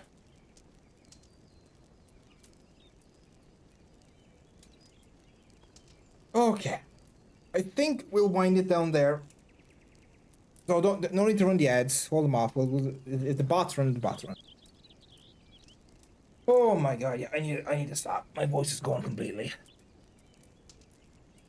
Legit about to start doing my best old man impression.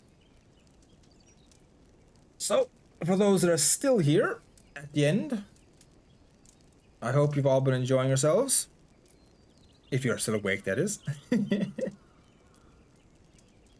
Oh, we'll be fine. Don't worry. Like, legitimately, this is what my voice will go to in about half an hour. Actually, just be gone. Oh, God. Christ. Anyway. So. Oh, my. That was more fun than I thought it would be. I had a lot of fun with that. So we got up to page 61 out of 285. So if anyone is newer to the stream, has been listening, then please consider hitting follow. If you're feeling generous. Oh, you're not wrong. You seem not wrong, but I ain't got 8 more pages in me. We'll get there next time. I'm probably going to turn this into a weekly occurrence. I've been kind of struggling for something to do on both Sunday nights and Friday nights. Now, Friday nights is probably going to be taken up by Misery once the update comes out. But I might make this the Sunday night thing.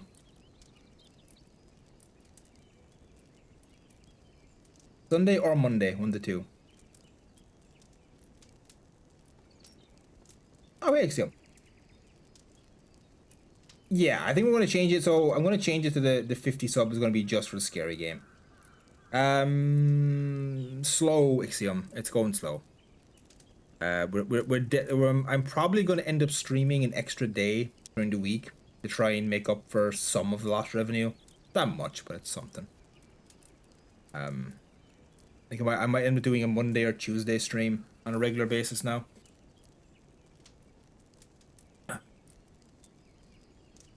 Let me just do a quick detail thing. So, if I do here, so 3, 2, One. There we go. On the group pause. No, I should have done that a while ago. Oh, indeed. But yes. I'm glad you all enjoyed. Well, no, to be clear, we're obviously going to finish a book first before we like start any other book. So we are going to finish World War Z. Now, if I go for the same amount of time, so we got up to page 61. So 6, 12, 18, probably like 5, maybe 6 streams. We'll wrap up this book. Was there anything else? Yeah. Oh no, it's dense, but you have to remember too, if I was just reading this, then I'd probably like be at like 150 or something. I'd be way further along. But when you're having to take the time to speak it aloud, like especially speaking it clearly and at a decent pace that's not like super fast, it does extend it a lot, which is good. It means more streams, but yeah. Yeah. Other than that, I think we'll wind it down there, so. And we'll probably have a stream tomorrow. We should. I don't see why we wouldn't, but yeah. I will see you all in the next one. Re-enable my things here. I have so many things I need to re-enable. Alright. Have a good night, everybody. Bye.